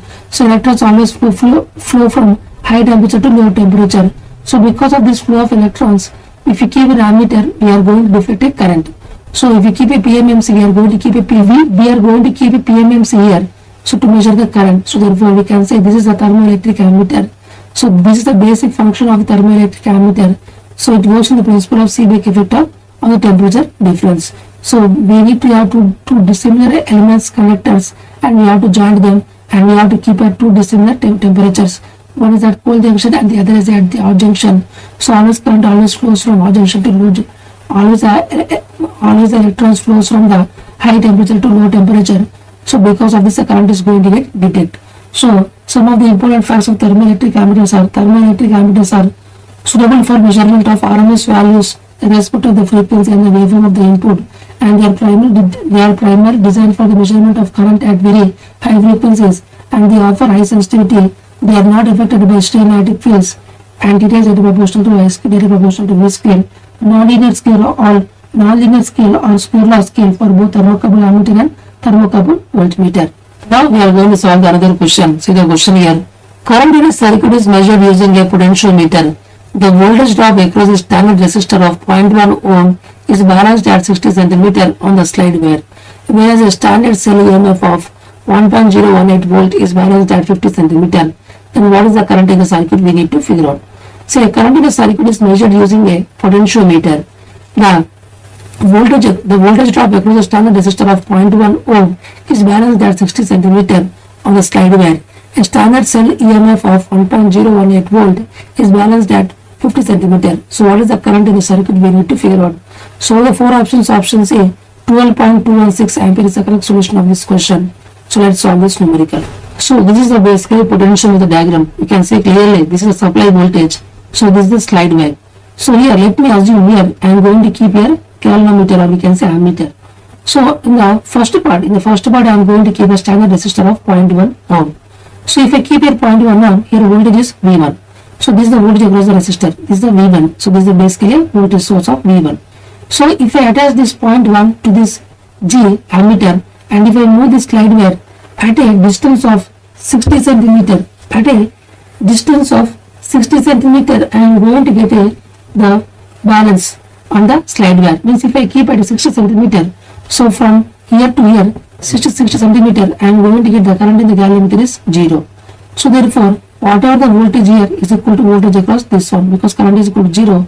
So therefore we are going to get like this.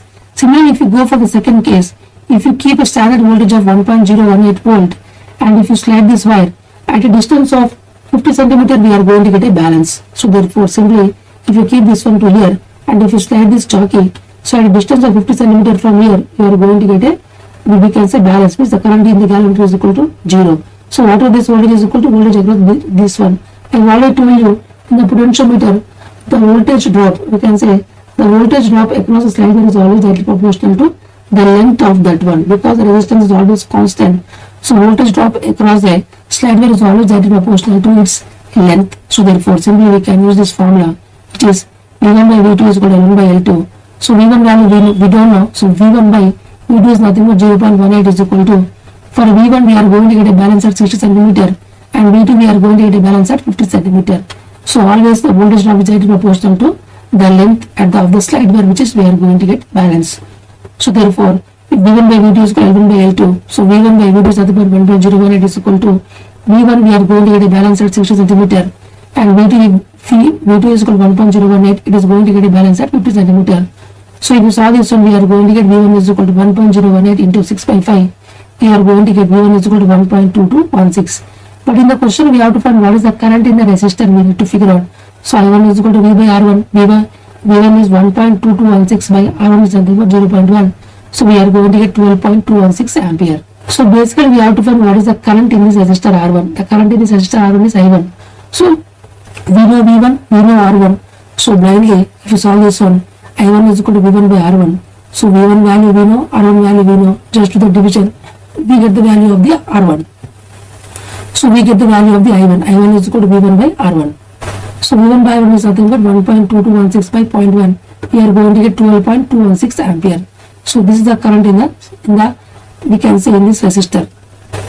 In the 0.1 ohm, the current is 12.216 ampere. So I1 is equal to 12.216 ampere. So when V2 is equal to 1.018 volt, it is going to get a balance at L2 is equal to 50 centimeter, and V1 value we have to find, it is going to get a balance at L1 is equal to 60 centimeter. So now we are going to solve another question. See the question here. Consider a true RMS reading electronic voltmeter employing thermocouples. Statement 1. Two thermocouples are often used to overcome the non-linear characteristics of the measuring thermocouple. Statement 2. A PMMI type instrument is used for indication. Option 3. Statement 3. Complex waveform signals can be measured. And the statement 4. Average value is actually measured, but the meter is calibrated for RMS value. The correct statements are, so in this question the correct statements are we need to figure out. See 1 and 3 and 4 also, 4 is also correct, but 2 is always incorrect, but in the options there is no 1, 3 and 4, so only 1, 3 they are given, so option is the correct solution of this question. But actually 1, 3 and 4 are always true correct statements, 2 only is incorrect. But if you see in the options they are not given 1, 3, 4, but only they are given 1, 3, so 1, 3 is the correct solution of this question. So basically here we are going to use the PMMC. So PMMC is always going to measure the average value, and then we are going to calculate to RMS value. So basically in the true RMS reading electronic voltmeters, so we are going to use the thermocouples. Two thermocouples we are going to use are often, because to overcome the nonlinear characteristics of the measuring thermocouple. So there is nothing like PMMI, only there is a PMMC. So a PMMC type instrument is used for indication, and the complex waveform signals can also be measured of any frequency, and the average value is actually measured, but the measure is calculated for the RMS value. So now we'll discuss something more about this one. So now we'll discuss some facts about the true RMS reading electronic voltmeter employing the thermocouples. The facts about the true RMS reading electronic voltmeter which is employing the thermocouples. So thermocouple pairs are used to overcome the non-linear characteristics of the measuring thermocouple. So therefore thermocouple pairs are two thermocouples are going to use for to overcome the non-linear characteristics of the measuring thermocouple. So thermocouple pairs are used to overcome the non-linear characteristics of the measuring instrument. According to Seebeck effect, whenever there are two dissimilar metals are maintained at two different temperatures, namely hot junction and cold junction, so that there is some electron flow is observed always from hot junction to cold junction, which is unidirectional and DC nature, detected by the PMMC instrument, and then we calculate it to read the RMS value. I already told you the thermocouple is basically based on the principle of Seebeck effect. So if you take two dissimilar connectors and if you join them and if you keep at two different temperatures, so always electrons always flows from hot junction to cold junction. So this current is always DC nature, means unidirectional. So with the help of PMMC we are going to measure the average value, and then we are going to calibrate to measure the RMS value. So PMMC instrument is used for the indication. There is nothing like PMMI instrument. In the question they are given PMMI, but there is nothing like PMMI. We are only using the PMMC. So only PMMC instrument is used for the indication. There is nothing like PMMI instrument. So complex waveform signals can be easily measured, and the average value is actually measured, but it is calculated for the RMS value. So average value we are going to actually measure, because PMMC is always going to measure the average value, and then we are going to calibrate it to read the RMS value. So statement 1, statement 3, statement 4 are true, but statement 2 is wrong.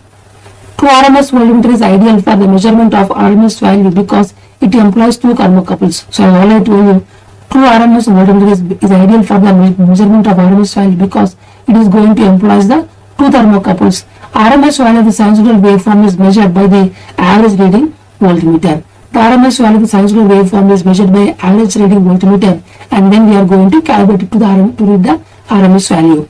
Of which scale is calculated in the terms of RMS value. Same thing I have already told you. So first we are going to measure the average value, and then we are going to calculate it to read the RMS value. Sometimes RMS value of the non-sinusoidal waveform is required to be measured. In that case, the waveform errors are going to occur. Then for such measurement, a true RMS reading voltmeter is required to eliminate the waveform error. So whether irrespective of the waveform, whether it is sinusoidal or non-sinusoidal, we can easily figure out the RMS value with the help of this true RMS reading voltmeter. Sometimes RMS value of the non-sinusoidal waveform is required to be measured. In that case, the waveform errors occurs. Then for such measurement, a true RMS reading voltmeter is required to eliminate the waveform error. Means no matter whatever the sinusoidal or non-sinusoidal, we can easily measure the RMS value with the help of this true RMS reading voltmeter.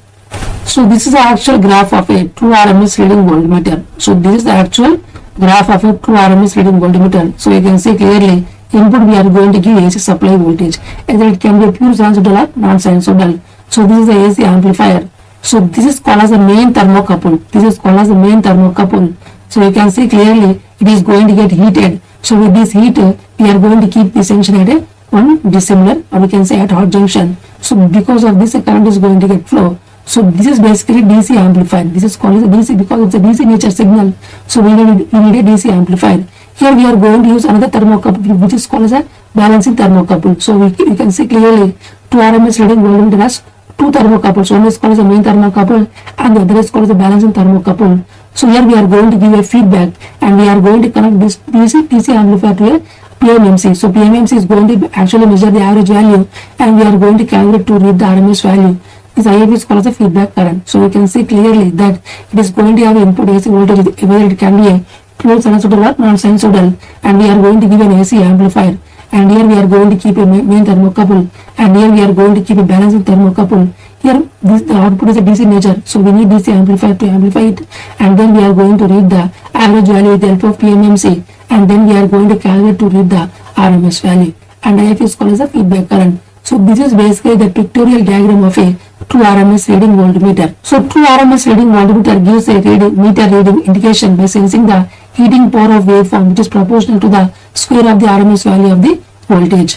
A true RMS reading voltmeter gives a measure indication by sensing the heating power of waveform, which is proportional to the square of the RMS value of the voltage. The thermocouple is used to measure the heating power of the input waveform, of which heat is supplied by the amplified version of the input waveform. The thermocouple is used to measure the heating power of the input waveform, of which heater is supplied by the amplified version of the input waveform, because in the figure I have already told you there is a AC amplifier. So with that amplifier we are going to hit the heater element in the thermocouple. The output voltage of the thermocouple is proportional to the square of the RMS value of the input waveform. One more thermocouple is called the balanced thermocouple, is used in the same thermal environment in order to overcome the difficulty arising out of the non-linear behavior of the thermocouple. So we are going to use two thermocouple to make it as a linear, because there are more non-linear problems. If you want to remove them, you have to use the two thermocouples. So finally I can conclude that, which is the facts about the true RMS reading electronic voltmeters employing the thermocouples are: thermocouple pairs are used to overcome the nonlinear characteristics of measuring thermocouple. According to Seebeck effect, whenever there are two dissimilar metals are maintained at two different temperatures, namely hot junction and cold junction, so that there is some electron flow is observed always from hot junction to cold junction, which is unidirectional in nature and DC, which is being detected by the PMMC instrument, and then we are going to calculate to read the RMS value. PMMC instrument is used for the indication. There is nothing like PM in my instrument. So complex waveform signals can be easily measured, and the average value is actually measured, but the meter is calculated for the RMS value. So true RMS voltmeter is ideal for the measurement of RMS value, because it is going to employ two thermocouples. The RMS value of the sinusoidal waveform is measured by the average reading voltmeter, of which scale is calculated in the terms of RMS value. Sometimes RMS value of the non-sinusoidal waveform is required to be measured. In that case, the waveform errors occurs. Then for which measurement a true RMS reading voltmeter is required to eliminate the waveform error. So true RMS reading voltmeter figure I have already told you. Here the true RMS reading voltmeter gives a measure indication by sensing the heating power of the waveform, which is proportional to the square of the RMS value of the voltage. The thermocouple is used for the measurement. The thermocouple is used to measure the heating power of the input waveform, of which heater is supplied by the amplified version of the input waveform. The output voltage of the thermocouple is proportional to the square of the RMS value of the input waveform. One more thermocouple called the balanced thermocouple is used in the same thermal environment in order to overcome the difficulty arising out of the non-linear behavior of the thermocouple. So finally we can say that we are going to use two thermocouples in order to remove the non-linear characteristics, and also it is going to measure the RMS value irrespective of the waveform of the complex. Basically they are designed for high frequency applications only, and also they are going to use the PMMC to measure the average value, but they are going to calculate to read the RMS value. So these are some of the important aspects of the true RMS reading electronic voltmeter. So these are some of the important aspects. Now we will solve the other important question. See the question here. A current transformer has a bar primary and a secondary of 200 turns. The core requires the equivalent MMF of 100 ampere for magnetization and 50 ampere for core loss. So for a pure resistive burden, the number of turns to be reduced in the secondary to get the zero ratio error. So for secondary current of 5 amperes. So basically in this question they have given a current transformer which has a bar primary, means the number of primary turns is equal to 1, and also the secondary number of turns is 200. In the question they also mentioned that the core requires the equivalent MMF of 100 ampere. So equivalent MMF is nothing but flux. For flux we need the magnetizing current. So magnetizing current is equal to in the MMF by current. As a by number of turns, by number of primary turns are equal to 1. So therefore we can say that the MMF is equal to the magnetizing current for this 100 ampere, and the 50 ampere for core loss. So we can say simply core loss is nothing but IC is equal to 50 ampere. So for a pure resistive burden, the number of turns to be reduced in the secondary to get zero ratio error. So how many number of turns we need to reduce in the secondary to get a zero ratio error, we need to figure out. So for a secondary current of 5 ampere, IC is equal to 5 ampere. So based on this data we have to figure out the number of turns we have to reduce. So therefore we can make zero ratio error. So these four options, option B, 10 is the correct solution of this question. So let's solve this numerical. As you can see clearly, The NP is nothing but number of turns of primary. Bar primary means is equal to 1 and NS is called as the number of turns of secondary is equal to 200. Then what is the turns ratio of CT? Turns ratio of CT is nothing but it is a ratio of the secondary turns by the primary turns. The turns ratio of CT is nothing but it is a ratio of the secondary turns by primary turns. If the secondary turns are 200 and the primary turns is 1, so 200 by 1 is nothing but 200. So therefore, this is called the turns ratio in a CT, which is I am going to represent by symbol of N. N is called the turns ratio in CT, which is the number of turns of secondary by number of turns of primary winding. So like this we are going to keep just 200 by 1 is equal to 200.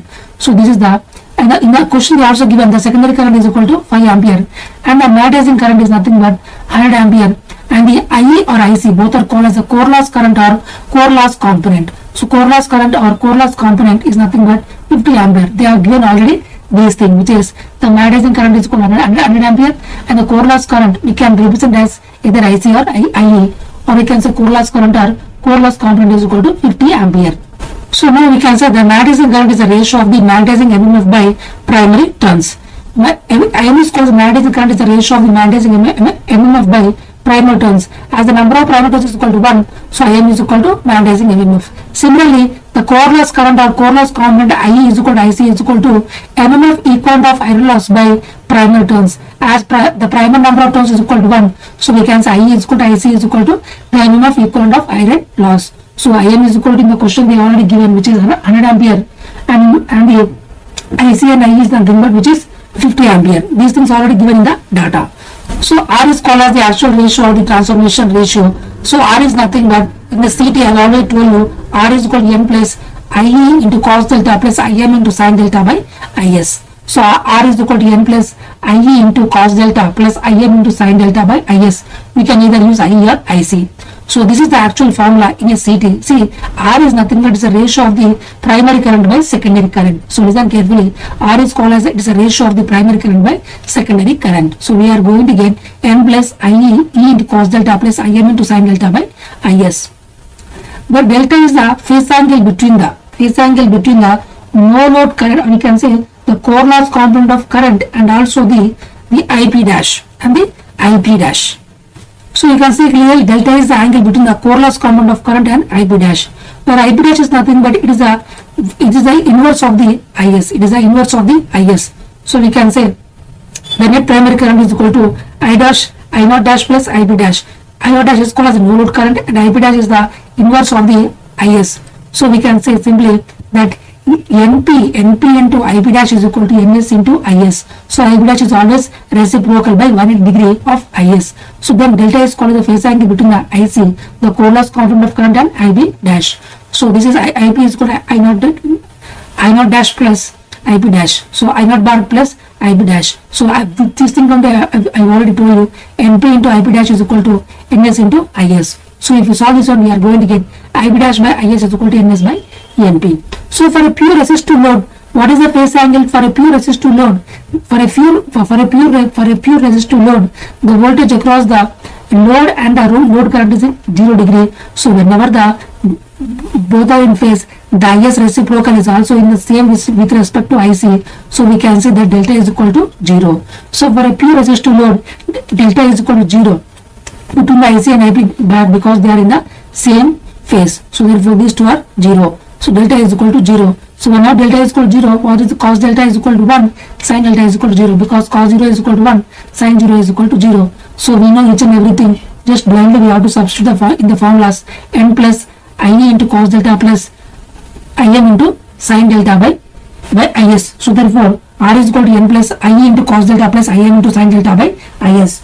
So if you substitute these values, n is equal to 200 plus IC is nothing but 50 into cos of delta. Cos delta is nothing but 1 plus here IM is 100 into which is sin delta is equal to 0 by IS is 5. So if you solve this one, we are going to get 200 plus 10 is nothing but 210. So the actual ratio, the transformation ratio that we are going to get is equal to 210. The formula is n plus IE into cos delta plus IM into sin delta by IS. But what is the turns ratio? Turns ratio should be 100, but R value is 210, so we have to reduce by 10 because the turns ratio is 200, but R is equal to 210. So we have to reduce by 10 in order to make the ratio error as 0.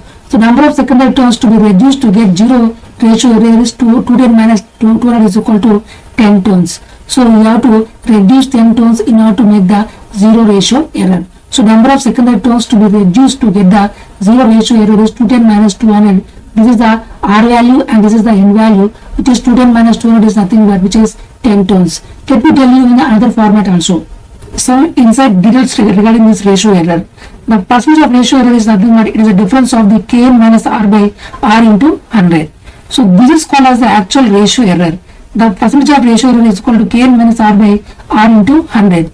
So this expression is called as the percentage of ratio error. Here Kn is called as the nominal ratio, where R is called as the transformation ratio or the actual ratio. So Kn is called as the nominal ratio, where R is called as the transformation ratio or the actual ratio. I have already told you R is nothing but it's a ratio of the actual primary current by actual secondary current. This is for basically practical CT, or we can say practical CT transformer. But now what is the value of Kn? Kn is nothing but it is a ratio of the rated primary current by rated secondary current. So this is for ideal CT, or we can say ideal current transformer. So Kn is nothing but it's the ratio of the rated primary current by rated secondary current, whereas R is nothing but it's the ratio of the actual primary current by actual secondary current. R is equal to Kn for ideal transformer. For ideal transformer, R is always equal to Kn for ideal transformer, but for practical transformer, R is not equal to Kn, because I have already told you in the practical transformer there is a shunt branch. So because of that only we can say R is not equal to Kn for practical transformer, but these are equal only for the ideal transformer. In the practical transformer always R is always greater than Kn, because here R is primary current actually is nothing but which is IP is equal to I naught bar plus IP dash. So therefore this IP is always greater than IP dash. So because of this reason only the R is always higher when compared to Kn. It is always in terms of practical transformer. So if you want a zero ratio error, if you want the zero ratio error, then you have to keep here 0, which is Kn minus R by R into 100. So if we equate this one, we are going to get Kn is equal to R. So whenever the Kn is equal to R, you are going to get the zero ratio error. But always N is nothing but the turns ratio is always equal to Kn. Turns ratio is always equal to Kn. I have already told you turns ratio is nothing but 200. The turns ratio is nothing but 200. So therefore Kn is also equal to 200. So this is the case 1 and this is the case 2. In the case 1, Kn is equal to 200 and R is equal to 210, because N is equal to Kn. So when N is equal to 200, so Kn is also 200. Then R is a value which is 210. So if you do a ratio, the percentage ratio error is not equal to 0, because Kn and R are different. So we are not going to get any 0 value. We are going to get non-zero as the ratio error.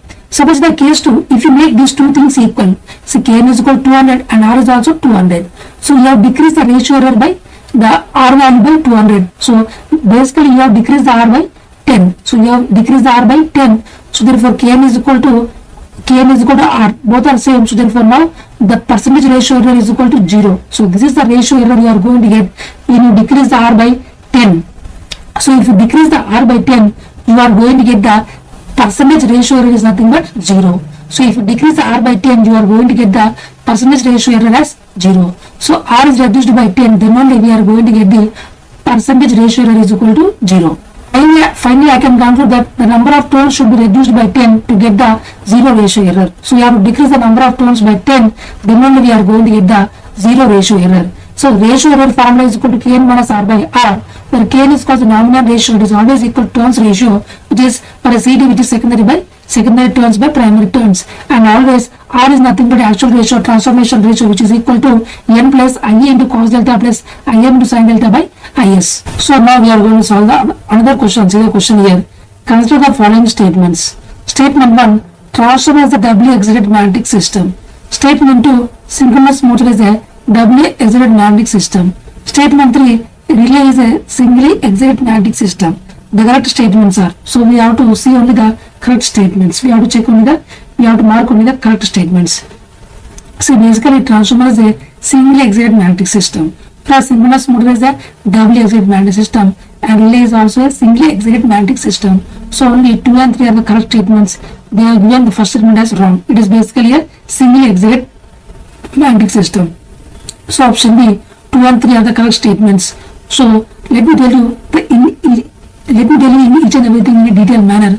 So basically transformer is a singly excited magnetic system and synchronous motor is a doubly excited magnetic system and relay is a singly excited magnetic system. So only statement 2 and statement 3 are the correct statements but not the statement 1. So statement 1 is wrong, statement 2 and statement 3 is correct. So basically transformer is a single excited magnetic system whereas synchronous motor is a doubly excited magnetic system. So relay is a singly excited magnetic system. So transformer is a singly excited magnetic system, synchronous motor is a doubly excited magnetic system and relay is a single excited magnetic system. See, single excited means only one coil we are going to give the supply. Then we can say it is said to be a single excited magnetic system. But if you give two coils supply, if you give for two coils if you give supply, it is said to be doubly excited magnetic system. In a transformer, only for primary winding we are going to give the supply. From secondary winding we are going to give it to the load. So only one winding we are going to give to supply. So it is called a single excited magnetic system. In synchronous motor, the stator we are going to give to AC supply and the rotor we are going to give to DC supply. So both are being excited. So it is called a doubly excited magnetic system. Whereas relay, it has only one coil. So with the help of one coil only, it is going to attract or deflect a coil. We can say it is going to attract a system or something like that. So it is also a single excited magnetic system. So let me explain in a detailed manner what is the single excited magnetic system. Single excited magnetic system is one which has only one source of excitation or only one coil is used to produce magnetic field. Suppose in a single excited magnetic system for only one coil we are going to give a supply. With only one coil we are going to give a supply. Then it is called as a single excited magnetic system.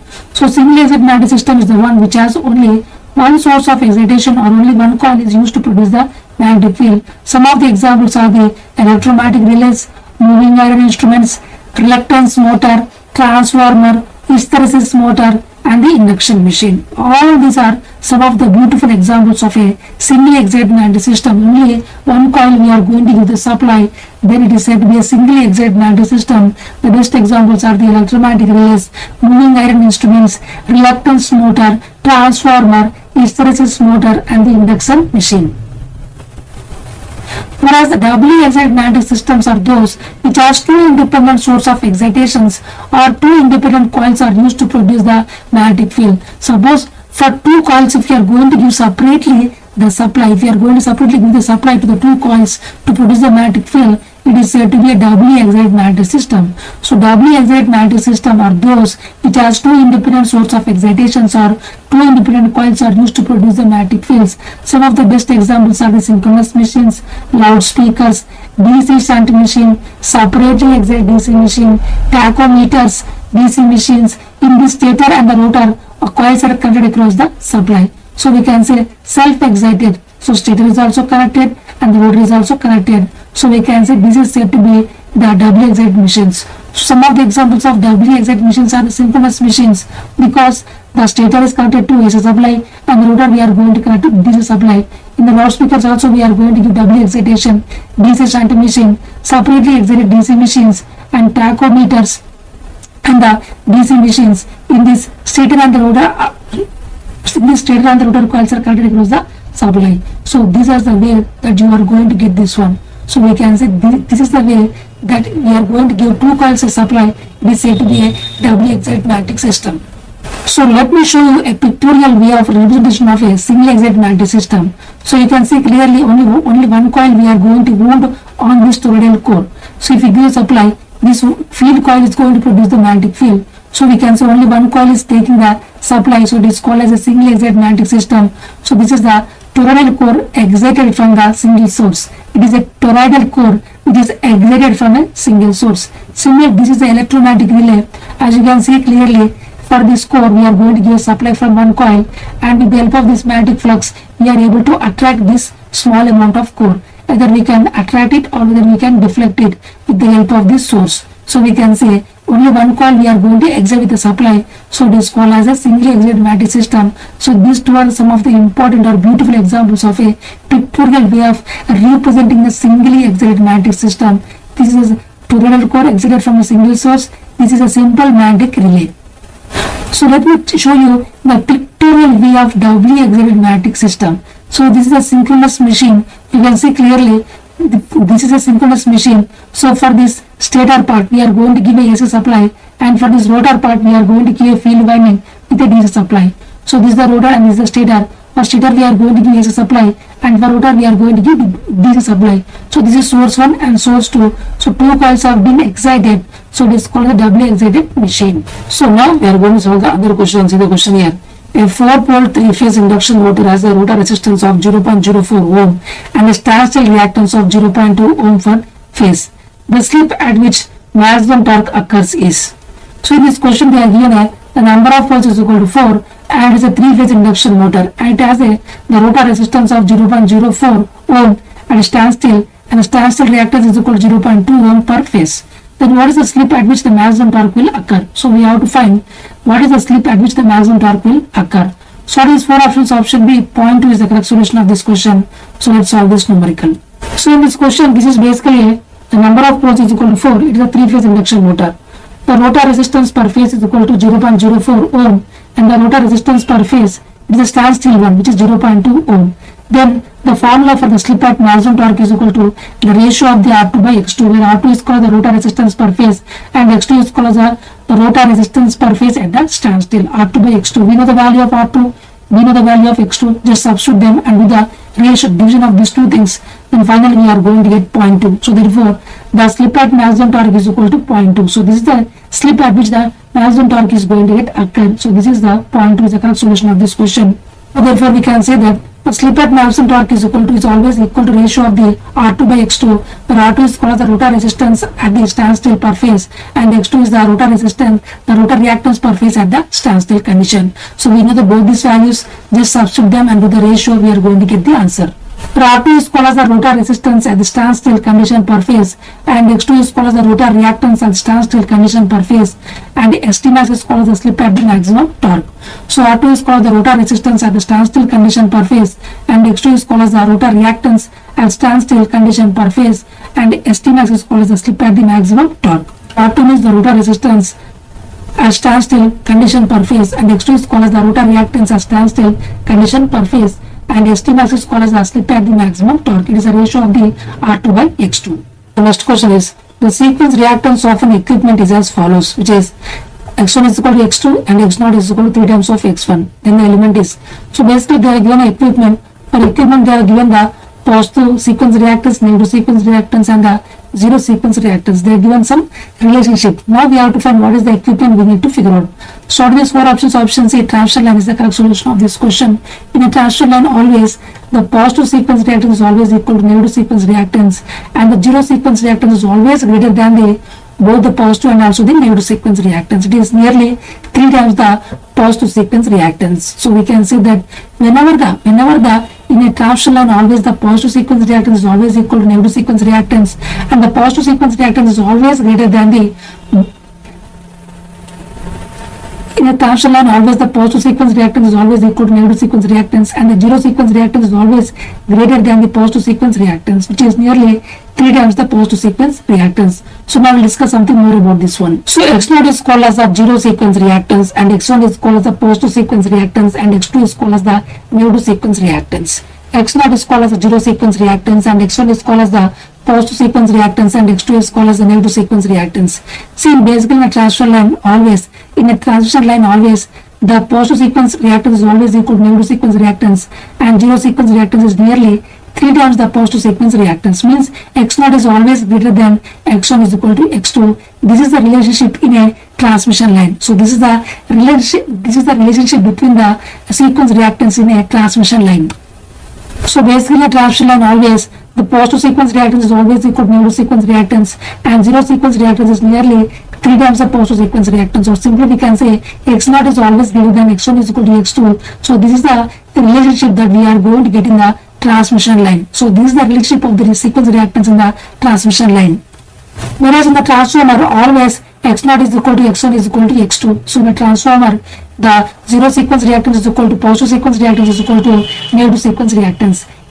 For synchronous machine, generally we can say that it is a reverse of the transmission line. So X1 is equal to X2 and it is greater than the X naught. So we can say it is generally it is the reverse of the transmission line. So whereas in the transformer X naught is equal to X1 is equal to X2, whereas in the synchronous machine it is the inverse, or we can say it is the reciprocal of the transmission line, which is here simply we can say X1 is equal to X2 greater than X naught. So these are the three things that you always have to remember, because in the examination based on this definitely question will be asked. So finally I can say that in a transmission line always X0 is always greater than X1 is equal to X2, and X0 is nearly 3 times the X1. Whereas in the transformer X0 is equal to X1 is equal to X2, whereas for synchronous machine it is opposite of the transmission line, which is X1 is equal to X2 greater than X0.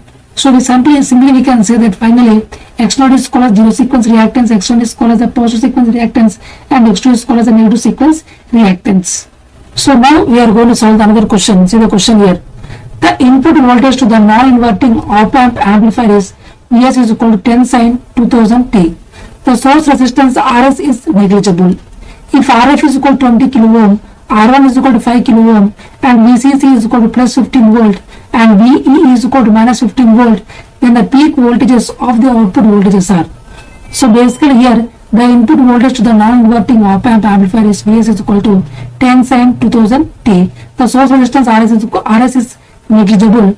If Rf is equal to 20 kilo ohm and R1 is equal to 5 kilo ohm and Vcc is equal to plus 15 volt and Ve is equal to minus 15 volt, then the peak voltage of the output voltages are. So this is basically a non-inverting amplifier. They have given the feedback resistor and also R1 they have given, and also they have given the source voltage signal also they have given. So now we have to find what is the output voltage peak values we need to figure out. So there is four options. Option B is the correct solution of this question, which is 15 volt and minus 15 volt. So now let's solve this numerical. So you can see clearly this is called as a non-inverting amplifier. So this is called as a non-inverting amplifier. So this is the feedback resistor and this is the R1. So this is the negative feedback amplifier, or we can say non-inverting negative feedback amplifier, because we are giving a feedback from V0 to negative. So therefore it is called as a negative feedback. See, if you give the input to this terminal, it is called as the inverting. But if you give input to this positive, it is called as a non-inverting. If you give input to the negative, it is called as a inverting. But if you give the input to the positive, it is called as a non-inverting amplifier. But this is the same. So if you give the input here, it is called as a inverting. It is called as a inverting feedback, negative feedback amplifier. Or if you give input to this positive, it is called as a non-inverting feedback amplifier, negative feedback amplifier. So it is called as a non-inverting op-amp. The question they are given, R1 is equal to 5 kilo ohm and Rf is equal to 20 kilo ohm. Then they also given which is plus Vcc and Ve. So Vcc is nothing but plus 15 volt and Ve is nothing but minus 15 volt, and the source voltage is equal to 10 sin 2000 T. So based on this we have to find what is the peak value of the output voltage we need to figure out. So basically this is called as a non-inverting amplifier. In a non-inverting amplifier, V0 by Vs, V0 by Vs is equal to 1 plus Rf by R1. So this is basic formula in non-inverting amplifier. V0 by Vs is equal to 1 plus Rf by R1. So V0 is equal to Vs into 1 plus Rf by R1. So Vs value we know, Rf value we know, R1 also we know. Just substitute all these values and do the simplification. So V0 is equal to Vs into 1 plus Rf by R1. Vs is equal to 10 sin 2000 T. Rf is equal to 20 kilo ohm. R1 is equal to 5 kilo ohm. So if you solve this one, we are going to get finally V0 of T is equal to 50 sin 2000 T.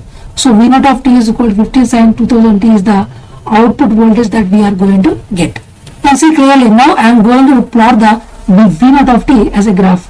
See V0 of T, see its peak value is actually 50, but here output will never reach more than its supply voltages, supply DC voltages. The output voltage will never reach more than these values, means there will be a clipping portion here. So there is a positive clipping and negative clipping. You can see clearly here there is a positive clipping and negative clipping. So this is the VCC, which is plus 15, and this is VE, which is minus 15, because the output voltages can't reach more than the DC supply voltages which is given to the op-amp. Positive DC supply is given as VCC and the negative DC supply which is given as VE. So VCC is equal to plus 15 and VE is equal to minus 15. So this 50 is greater than 15. This minus 50 is also greater than minus 15. So we can say these are the peak values. So output voltage will be clipped portion. To say it is like this is the actual graph that we are going to get. It is not a pure sinusoidal. You can see clearly there is a clipping portions at the peak values. So it is having a positive peak of plus 15 and negative peak of minus 15. So therefore the output voltage peak values are plus 15 and minus 15 volts.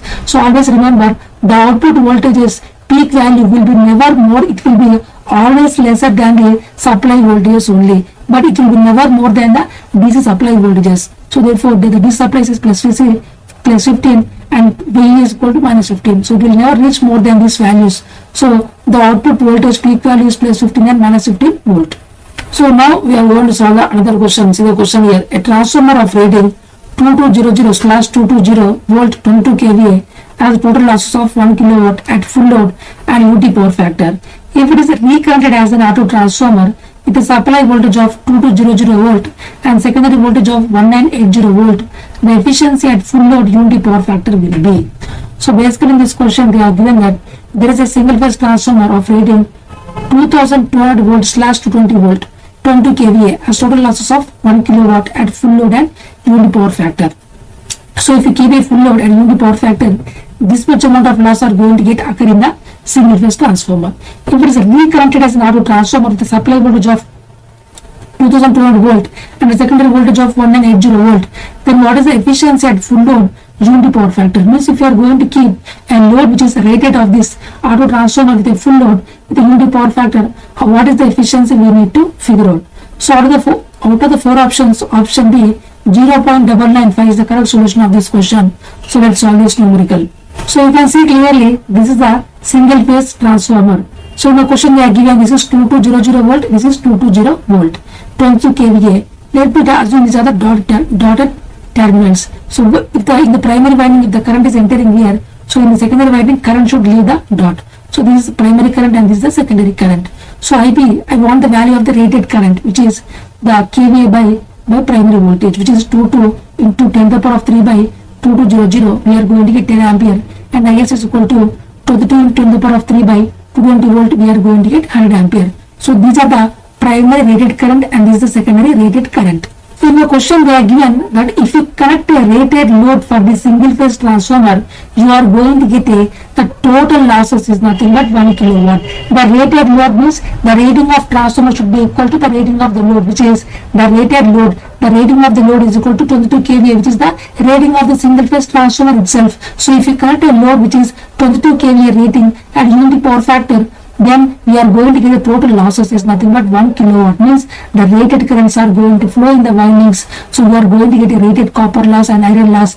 Then the summation of both will be equal to 1 kilowatt. So now we are going to reconfigure this single phase transformer into auto transformer with the input voltage of 2200 volt and the output voltage of 1980 volt. Means here we need to make them in a, we can say we have to do them in a subtractive polarity. So if you assume this is the input which is 2200 volt, this has to be in the reverse fashion. So this is plus. So if this is plus, here also it is plus at the same instant. So plus minus plus minus. So overall voltage. So this is very higher when compared to this one. So overall voltage we are going to get with the help of kVA. This is plus or minus 1980. So this is called as subtractive polarity. This is called as subtractive polarity. So finally you are going to get 1980 volt. So I've already told you I am going to assume that the current entering in this coil I've already told you, which is, let me assume the current is entering the dot which is 10 ampere, then the current is going to leave this dot. The current is entering the dot, so in the other winding the current should leave the dot. It is equal to 100 ampere. This is the rating of the current in the secondary coil and this is the rating of the current in the primary coil. It is entering here, it should leave here. So if you apply the KCL here, incoming is 100 ampere. So here should be 90 ampere, here should be 10 ampere, because here is 10 ampere means here it should be 90 ampere. So here also same 100 ampere, here also same 90 ampere, here also same 100 ampere. So we can say now I want to find what is the rated of the load. The kVA rating of the load is nothing but which is 1980 voltage into current is 100 ampere. So 1980 into 100 is nothing but which is called as the 198 kVA is the rating of the load that you have to connect in order to make the rated currents flowing in the windings. So therefore the rating of the load is equal to 1980 into 100 is equal to 198 kVA. This is the rating of the load that you have to connect in order to make the rated currents to flow in the windings. So at this rated load, same rated currents flow in the windings, and so the total losses is still the same. So this is basically flow in the windings. So at this rated load, same rated currents flow in the windings, and so the total losses is still the same. So now what is the efficiency? The efficiency of the transformer is equal to the efficiency of the auto transformer is equal to output power by input power into 100. Input power is nothing but output power plus losses. So what is the output power? Which is 198 into 1980 into 100 by 1980 into 100 plus 1000 into 100. Because I already told output power is equal to output voltage into output current. Output voltage is 1980 and the output current is 100 by 1980 into 100 plus the total loss is still the same, which is again 1000, so into 100. So this is the output voltage and output current. Output voltage and output current plus the total number of losses is 1000, still the same. So if we do the simplification, we are going to get the result. So if you solve this one, finally we are going to get which is 99.5%. But if you want in terms of the numerical value divide by 100, we are going to get 0.995. This is the percentage value. If you want in terms of numerical value, just divide by 100, we are going to get 0.995 is the efficiency of the transformer in terms of decimal value. So this is the concept that you always have to understand. So if you connect a rated load, the rated currents are going to flow. So still the power loss is still the same. So now efficiency of auto transformer is equal to output power by input power into 100. Input power is equal to output power plus losses. So now we are going to solve another question. See the question here. A 220 volt slash 110 volt 50 watts transformer is connected to a supply on the high voltage side.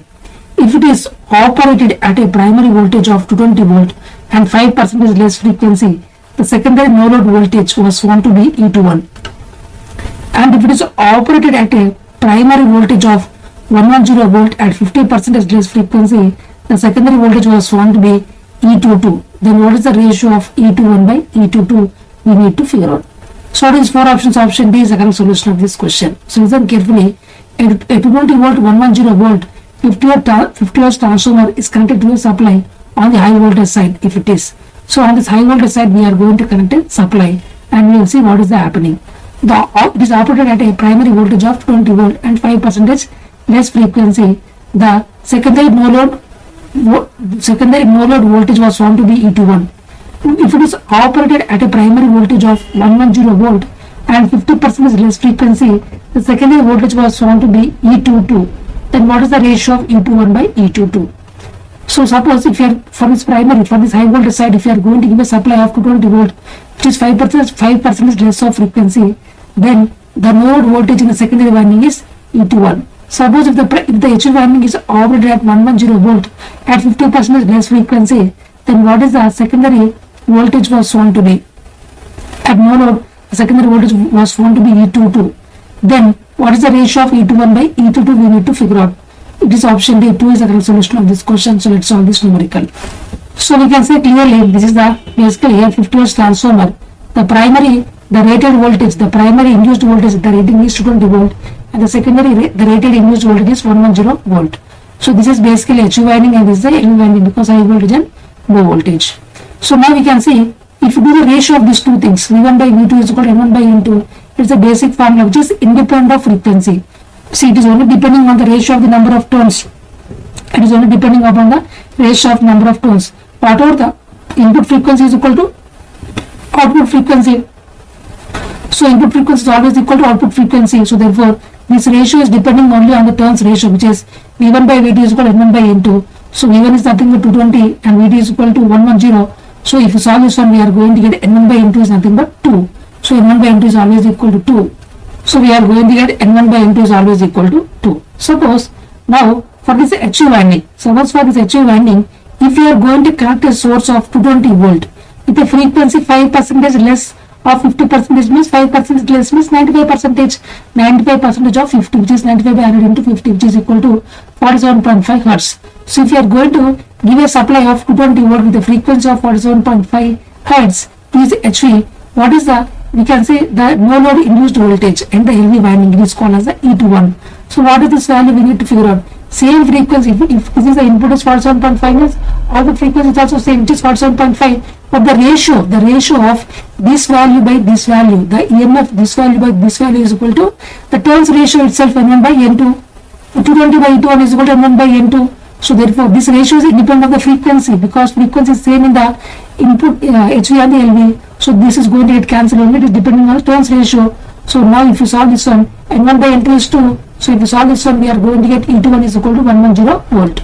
In the same manner, suppose if we connect for HV, if we connect a voltage source of 110 volt with a frequency 50% is less of 50 hertz means 50% is less means the remaining is 50%. 50 by 100 into 50 is equal to 25 hertz. So here if you are going to connect a for HV winding, if you are going to connect a source of 110 volt with a frequency of 25 hertz, then the no load induced voltage in the HV winding is E22. Same, if this is the 25 hertz, here also same 25 hertz. The ratio is depending only on the turns ratio, independent of frequency, because both are going to get cancelled. The frequency terms are going to get cancelled. So therefore, this 110 by E22 is equal to N1 by N2. N1 by N2 is nothing but 2. So if you solve this one, we are going to get E22 is equal to 55 volt. So we know E21, we know E22. Now we have to do the ratio of these two things. So E22 is equal to 55 volt.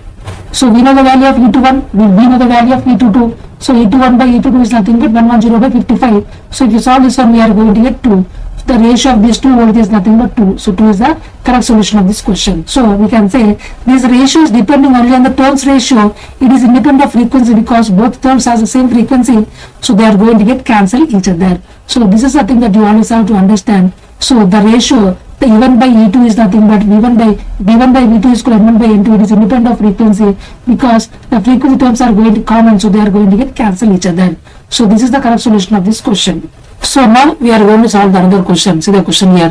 Which of the following statements are correct with respect to a single phase transformer? Statement 1. The primary ampere turns are significantly more than the secondary ampere turns. Statement 2. The flux in the iron core remains the same from no load and the full load conditions. Statement 3. When two single phase transformers are operated in parallel, the transformer having the greater leakage impedance shares more load.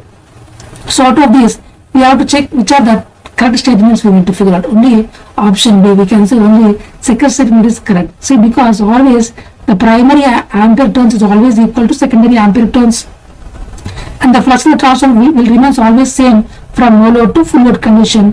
Whereas if you see clearly here, more is the leakage impedance means more is the leakage flux. So more is the leakage flux means more is the leakage impedance. So it is going to share the less amount of load. So this is a very important point. It is inversely proportional. So sharing of load is inversely proportional to leakage impedance. So more is the leakage impedance means more is the leakage flux. So it is going to share the less amount of load. But they are given here reverse. So we can say this is the wrong statement. So we can say that the correct statements of a single phase transformer are the primary ampere turns are always equal to the secondary ampere turns, and the flux in the iron core will remain same from no load to full load condition. And also, if two single phase transformers are operating in parallel, the transformer with the greater leakage impedance means it has greater leakage flux, so it will share less amount of load. These are the correct statements, but here only statement 2 is the correct. So now we'll discuss something more about this one also. So statement 1 and statement 3 are wrong, only statement 2 is correct. I already told you, see N1 into I1 dash is always equal to N2 into I2 because I1 is equal to I0 plus I1 dash. So this is called as the I1 dash is the, we can say it is the image of the I2. So these two have a phase angle of 180 degree. So we can say always the primary MMF is always equal to secondary MMF and I1 is equal to I0 plus I1 dash. So therefore this is always a statement. So therefore we can say that the primary ampere turns is always equal to the secondary ampere turns. And the second statement is from no load to full load conditions the flux in the iron core remains the same. So no matter whatever the condition, whether it is a no load or full load or off load, no matter whatever the load that you are going to apply, always the flux in the core will always remain constant. So from no load to full load conditions, the flux in the iron core remains the same. Or we can say the flux in the iron core remains the same from no load to full load conditions. So when two single phase transformers are operating in parallel, the transformer having the greater leakage flux has greater leakage impedance and shares less amount of load because the load sharing is always inversely proportional to the leakage impedance. These things I have already told you. More is the leakage impedance means more is the leakage flux, so it is going to share the less amount of load. So the transformer having the greater leakage impedance means it is having the greater leakage flux, so it will share the less amount of load. So we can say That is the reason a transformer of less leakage impedance is always going to share the more amount of load. So both are always inversely proportional. So whenever the two single phase transformers are operating in parallel, the transformer having the greater leakage flux has the greater leakage impedance and is going to share the less amount of load. Always the load sharing is always inversely proportional to the leakage impedance. So more is the leakage impedance, more is the leakage flux. So more is the leakage flux, it is going to share less amount of load. So now we are going to solve the other question. See the question here. A 40 nanocoulomb point charge is placed at the origin. Then what is the potential at the point which is 0, minus 6, 0 is? So basically here at the origin we are going to keep a 40 nanocoulomb. Then we have to find what is the potential at the 0, minus 6, 0. Then epsilon naught is equal to 1 by 36 pi into 10 to the power of minus 9. So out of these four options, option A, 60 what is the correct solution of this question. So let's solve this numerical.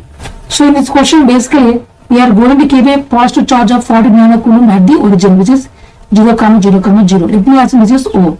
And at a point P which is 0, minus 6, 0, I want to find what is the potential we need to figure out with the help of because of this charge Q. The distance between these 2 points is nothing but R. Then basic formula V is equal to Q by 4 pi epsilon naught. So 4 pi epsilon R. Where epsilon is equal to epsilon into epsilon R.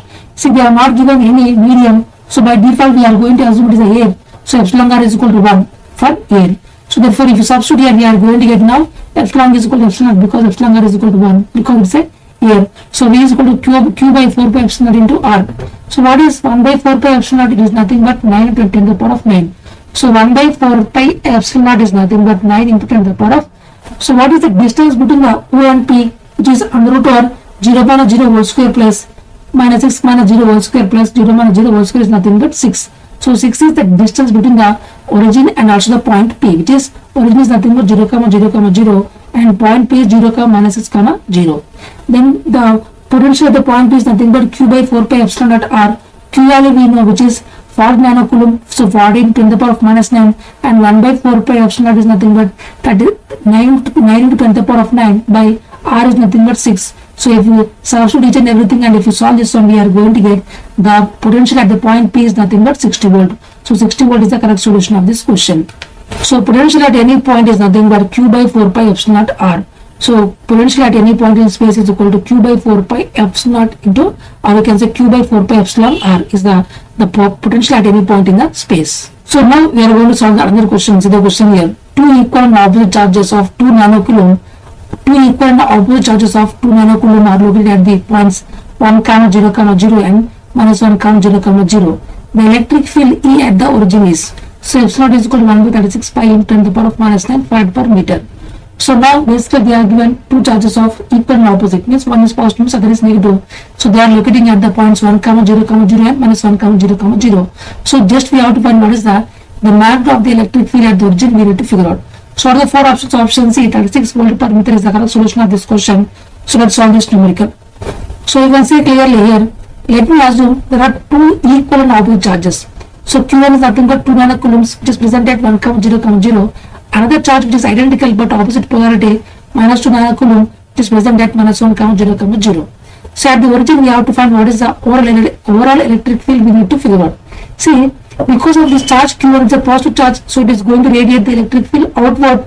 So this is in this direction, in the outward. Whereas the negative charge is going to, the electric field will be always inside the electric charge, means it will be always inward, in the inward direction. So this is always inward direction. So both these vectors are in the same direction at the origin. So we can say these two vectors are in the same direction. So therefore just we have to do the arithmetic addition. So basically the net electric field is the vector addition.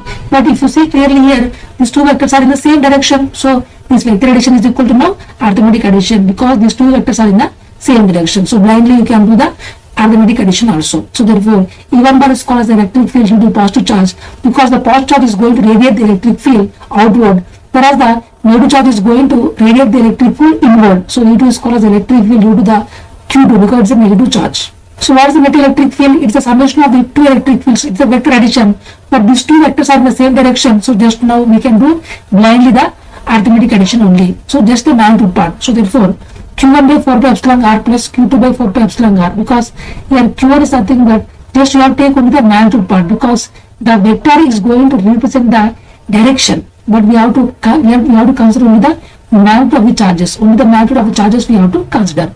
So therefore here 2 into 10 to the power of minus 9 by 4 pi epsilon into, here this is 4 q by 4 pi epsilon r square. So electric field formula is equal to q by 4 pi epsilon r square. So therefore here we can simply say that here q1 by 4 pi epsilon r square and q2 by 4 pi epsilon r square, because r is same between each and everything. The r is nothing but distance between the origin and the point, which is equal to 1. So therefore we are going to get r is equal to 1. So q1 is equal, just take the magnitude value 2 into 10 to the power of minus 9, and q2 just you have to take the magnitude part. So 2 into 10 to the power of minus 9. So if you do the addition of these two values, we are going to get finally 2 into 10 to the power of minus 9 by 4 by epsilon naught. See, 1 by 4 by epsilon is nothing but 9 to 10 to the power of 9. So 1 by 4 pi epsilon naught is equal to 9 into 10 to the power of 9. So 1 by 4 pi epsilon naught is equal to 9 into 10 to the power of 9. So if you solve this one, we are going to get finally E bar is equal to 36 into volt per meter. So this is the magnitude of the electric field. But if you want the vector, then it is in this direction. It is towards this negative. We can say in this direction, in the negative x-axis. This is the negative x-axis direction. So here is the positive x-axis and this is the negative x-axis. So it is in the direction of negative x-axis direction. So always this is the magnitude part we have to consider. So only the magnitude part is 36 volt per meter is the correct solution of this question. So E is equal to q by 4 pi epsilon r square and V is equal to q by 4 pi epsilon r. So these are the important formulas that you always have to remember to solve this type of questions. So now we are going to solve another question. See the question here. Find the thickness of the dielectric to be used between the two connecting plates of area 6.28 into 10 to the power of minus 3 meter square with epsilon r is equal to 5 and epsilon naught is equal to 1 by 36 pi into 10 to the power of minus 9 farad per meter. So that a capacitance of 2.5 nanofarad is obtained. So basically we have to find what is the thickness of the dielectric that we have to keep between the two connecting plates of area 6.28 into 10 to the power of minus 3 meter square, and the dielectric is having the relative permittivity is equal to 5 and epsilon is equal to 1 by 36 pi into 10 to the power of minus 9. So by this we are going to get a capacitance of 2.5 nanofarad. So what is the thickness of the dielectric we need to figure out. So out of these four options, option D 1.11 into 10 to the power of minus 4 meter is the correct solution of this question. So let's solve this numerical. So you can say clearly this is the parallel plate capacitor. So these are the two plates. So between that we are going to keep dielectric. Let me assume the dielectric is having some thickness of D. So here in the question they are given the plate's area is nothing but 6.28 into 10 to the power of minus 3 meter square, and also they are given the relative permittivity of this dielectric is 5. So then what is the value of epsilon? Epsilon is equal to epsilon naught into epsilon r. So the capacitance formula is equal to C is equal to epsilon A by D. So epsilon is equal to epsilon naught into epsilon r. So epsilon naught value we know, which is 8.25 into 10 to the power of minus 12, and epsilon r is equal to 5. So in the question they are given epsilon naught is equal to 1 by 36 pi into 10 to the power of minus 9, and pi is nothing but 3.14, and the capacitance we need to have, which is 2.5 nanofarad. So based on this data we have to find what is the thickness of this dielectric we need to figure out, means D we need to figure out. So C is equal to epsilon A by D, so D is equal to epsilon A by C. So epsilon is nothing but epsilon naught into epsilon r. Epsilon r is equal to 5 and epsilon naught is equal to 1 by 36 pi into 10 to the power of minus 9, and here area is nothing but they already given 6.28 into 10 to the power of minus 3. So now we have to use the capacitance here because D is equal to epsilon A by D. So we have substituted the value of epsilon, we have substituted the value of A. So now we have to substitute the value of C, which is 2.5 into 10 to the power of minus 9. So therefore if you solve this one, finally we are going to get D is equal to 1.11 into 10 to the power of minus 4 meter. So this is the thickness of the dielectric that we have to use to get a capacitance of 2.5 nanofarad. So this is the correct solution of this question. So now we are going to solve another question. See the question here. Consider a shaded pole induction motor. The statement 1, which is the motor runs in the direction of the unshaded part of the pole to the shaded part of the pole. Statement 2, the directional rotation of this motor can be changed. Statement 3, this motor is highly noisy. So which of the statements are correct? So you can say clearly always the single phase shaded pole induction motor. This motor is always going to rotate in the direction of from unshaded part of the pole to always the shaded part of the pole. See, once we are going to fix the shading coils, then we cannot change the direction of rotation of this motor, and it is also very highly noisy. So these are some of the facts of this one. So in this question they are given it can be changed, but statement 2 is wrong. So only statement 1 and statement 3 is correct. So option D is the correct solution of this question. So here a shaded pole single phase induction motor, basically it is always going to rotate in the direction from unshaded part of the pole to the shaded part of the pole. Basically we are going to use the shading coils here to get a rotating flux. And here the starting torque is not equal to 0, means it is a self-starting motor. And also one more important point is it is very highly noisy in nature. So these are some of the facts about the single phase shaded pole induction motor. So now we discuss something more about this one. So statement 1 is correct and statement 3 is correct, but the statement 2 is wrong. So the rotor runs in the direction of unshaded part of the pole to the shaded part of the pole. See, always the rotor is always going to rotate from the unshaded part of the pole to the shaded part of the pole, and always whatever the flux in the shaded pole is always going to lag the flux in the unshaded part. So always whatever the flux in the shaded part is always going to lag the flux in the unshaded part. See, once if you are fixing the shading coils, then it is you can't rotate the direction of the rotor. Once you are fixing the shading coils, then you can't change the direction of rotation of this rotor. So the directional rotation of this motor can't be changed. It is always from unshaded part to the shaded part. So once you are fixing the shading coils, then you can't change the direction of rotation of this rotor. So therefore, the direction of rotation of this motor can't be changed. It is always from unshaded part to the shaded part. And this motor is highly noisy in nature. This motor is very highly noisy in nature. Due to unbalanced rotating magnetic field, the rotor rotates. So due to the unbalanced rotating magnetic field only, this rotor is going to get rotated. So due to unbalanced rotating magnetic field, this rotor is going to get rotated. Shaded pole induction motor is simply a self-starting single phase induction motor whose one of the poles is shaded by copper ring. I have already told you this shaded pole single phase induction motor is a self-starting induction motor, and we can say that here the poles we are going to split into two parts. One, we are going to keep a copper ring, so that copper ring is also called as shaded coil, or that part of the pole is called as the shaded pole. The copper ring is also called as the shaded ring. The copper ring acts like a secondary winding for the motor. So this whatever the copper ring that you are going to keep on the pole, it is going to act like a secondary winding for the motor. The shaded pole motor rotates only in one particular direction, and the reverse movement of the motor is not possible. I have already told you here always it is going to rotate from unshaded part of the pole to the shaded part. So therefore, the shaded pole motor rotates only in one particular direction, and the reverse movement of this motor is not possible. And the directional rotation of the magnetic field is from main unshaded part to the shaded part. I have already told you the directional rotation of the magnetic field is always from the main pole. It is also called as the unshaded pole to the shaded pole. So we can say simply the motor is also going to rotate in the same direction from unshaded pole to the shaded pole. See, because of this shaded pole, we are going to get huge amount of losses. The power losses are very high. So whenever the power losses are very high, the efficiency is very less, and the power factor is also very less.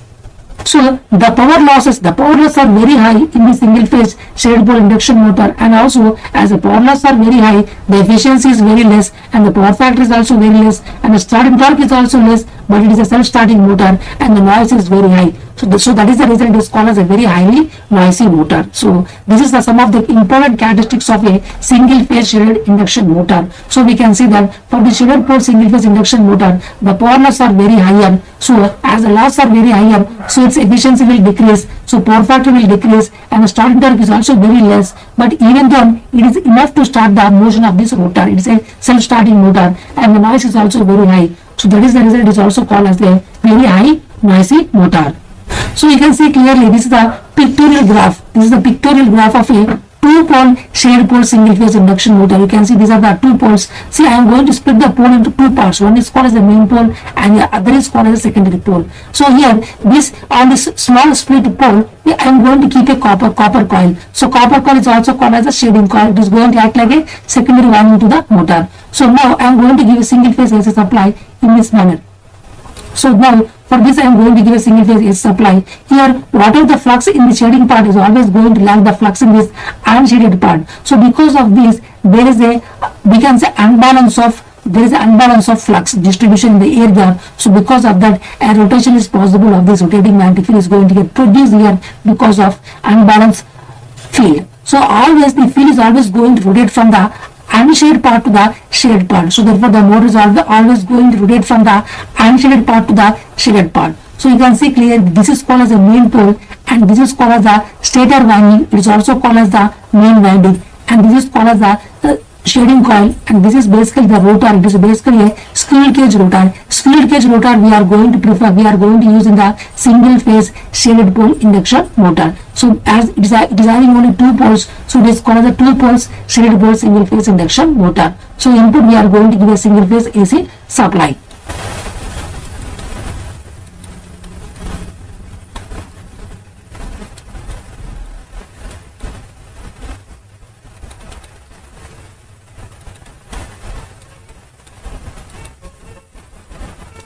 So this is the pictorial graph of a 2-pole shaded pole single phase induction motor. See, finally I can revise some important concepts. Listen carefully here. The rotor runs in the direction of unshaded part of the pole to the shaded part of the pole. The directional rotation of this motor can't be changed. It is always from unshaded part to the shaded part. The motor is highly noisy. So due to unbalanced rotating magnetic field, the rotor rotates.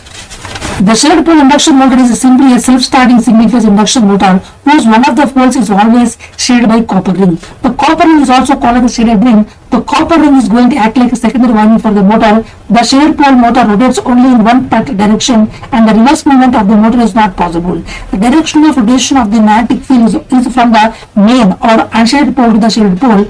In this, always the power loss are very high, so efficiency decreases and the power factor decreases and the starting torque is very less and is very highly noisy motor. So this is the pictorial graph of the 2-pole shaded pole single phase induction motor. So you can see each and everything aspect here. So now we are going to solve the other question. See the question here. Consider the following statements. A DC series motor is used where high starting torque is required. Statement 2. A starter is used to provide the high starting torque. Statement 3. At higher loads, a cumulative compound DC motor has higher torque than a shunt motor. So the correct statements are, so only 1 and 3 are the correct statements.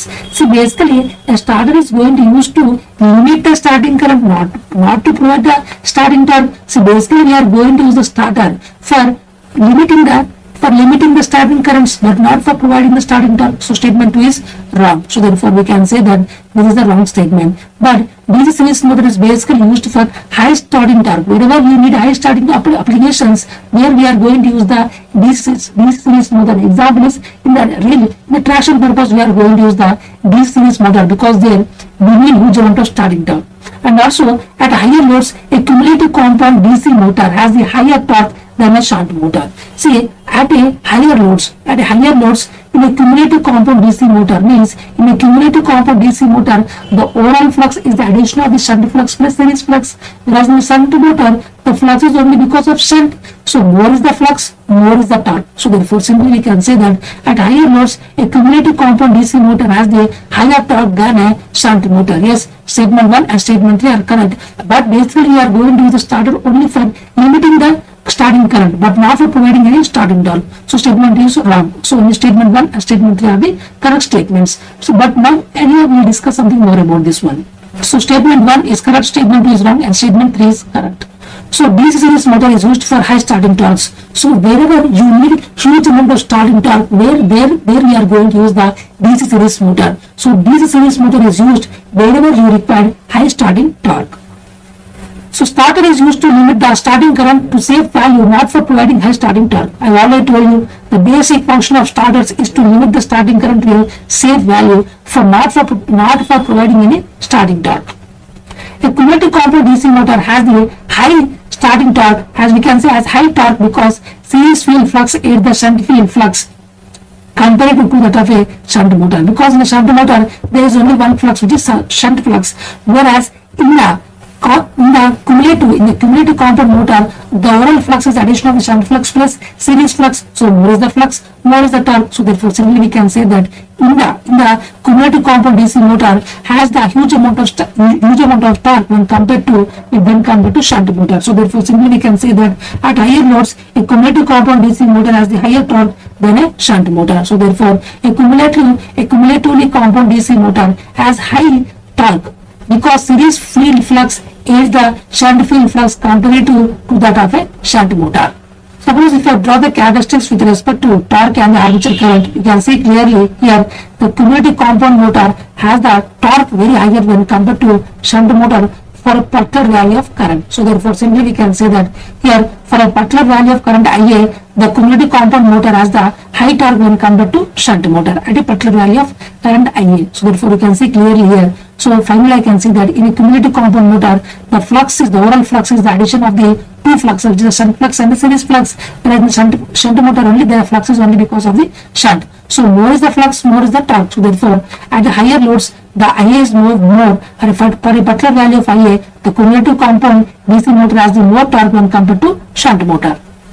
So a starter is necessary to start a DC motor because it restricts the initial high armature current only that exists in the as the value of the back EMF is 0. I already told you during the starting of a DC machine or DC motor, we can say that the back EMF is equal to 0 because speed is equal to 0 initially. As back EMF is equal to 0, current is very high because IA is equal to V minus EB by RA. As EB is equal to 0, V by RA is very higher, so it may damage the windings of the armature. So in order to protect that one, we have to keep a starter. So basically a starter is necessary to start a DC motor because it is going to restrict the initial high armature current only that exists as the value of the back EMF is 0. Initial back EMF is very high, very 0. So because of that, the armature current is very high. It may damage the winding of the DC motor. So to protect this one, we are going to keep the starter. So basic function of starter is to limit the starting current only. So you can see clearly this is a pictorial graph of a 4-point starter which is used for the DC shunt motor. So 4-point starter is used for the DC shunt motor. You can see clearly there are 4 points, A, 1, 2, 3 and 4. So these are called as the 4 points. So now here in the 4-point starter, field weakening control is also possible only in the 4-point starter for DC shunt motor. So here you can see the armature winding is connected to this the resistor. So initially we are going to add the resistance. As time goes on, we are going to move this bar to this length bar to the right side. So it is going to cut off the resistance. So now we can control the current value. The armature current we can control it to a safe value. So initially we are going to add all these resistance. So huge amount of resistance means the armature current is very less initially. So with the help of this one, we are going to control this one. So this is the DC supply that we are going to give here. So now with this one, the field weakening control is also possible. See, when the connected DC motor is to be started, the lever is turned gradually to the right. So when the connected DC motor is to be started, the lever is turned gradually to the right. So if you want to start them, you have to gradually move to the right side. When the lever touches the point 1, the field winding gets directly connected across the supply and the armature winding gets connected with resistance R1 to R5 in series. As whenever the lever is touching the point 1, the field winding is getting directly connected across the supply and the armature winding gets connected with the resistance R1 to R5 in series. As you can see clearly, whenever this one is connecting, whenever the lever is connected to R1, this armature is connecting from R1 to R5 resistance and this field supply we are going to connect. So you can see clearly this is the field winding, right? So it is going to connect directly across the supply. It is directly across the supply. So during starting, full resistance is added in series with the armature winding. So during starting, we are adding the full resistance is added in series with the armature winding. So that because of that, current is very less. Then as the lever is moved further, the resistance is gradually cut out from the armature circuit. Yes. And then as the lever is moved further, the resistance gradually is cut out from the armature circuit. Now as the lever reaches to position 6, all the resistance is cut out from the armature circuit and the armature gets directly connected across the supply. So now as the lever reaches to position 6, all the resistance is cut out from the armature circuit and the armature gets directly connected across the DC supply. So this is all about this starter. So we can say these are some of the important points of this one. So finally I can conclude that a DC series motor is used where high starting torque is required and a starter is used only for limiting the starting current but not for providing any starting torque. At higher load, a cumulative compound DC motor has the higher torque than a shunt motor because at higher loads the flux in the cumulative compound DC motor is because of the overall flux is the shunt flux plus the series flux. As more is the flux, so more is the torque. Whereas in the shunt motor, the flux is only because of shunt one. So because of that, more is the flux, more is the torque. So always at higher loads, a cumulative compound DC motor has the higher torque than a shunt motor. DC series motor is used for high starting torques. A starter is used to limit the starting current to a safe value, not for providing a high starting torque. A cumulative compound DC motor has the high torque because series field flux aids the shunt field flux comparatively to that of a shunt motor. A starter is necessary to start a DC motor because it restricts the initial high armature current only that exists as the value of the back EMF is 0. I have already shown you the graph of the 4-pole starter for DC shunt motor. So with the help of this 4-pole starter, we can even go for the field mechanic control. When the corrected DC motor is to be started, the lever is turned gradually to the right. When the lever touches point 1, the field winding gets directly connected across the supply and the armature winding gets connected with the resistance R1 to R5 in series. During starting, full resistance is added in series with the armature winding. Then as the lever is moved further, the resistance is gradually cut out from the armature circuit. Now as the lever reaches to the position 6, all the resistance is cut out from the armature circuit and the armature gets directly connected across the supply.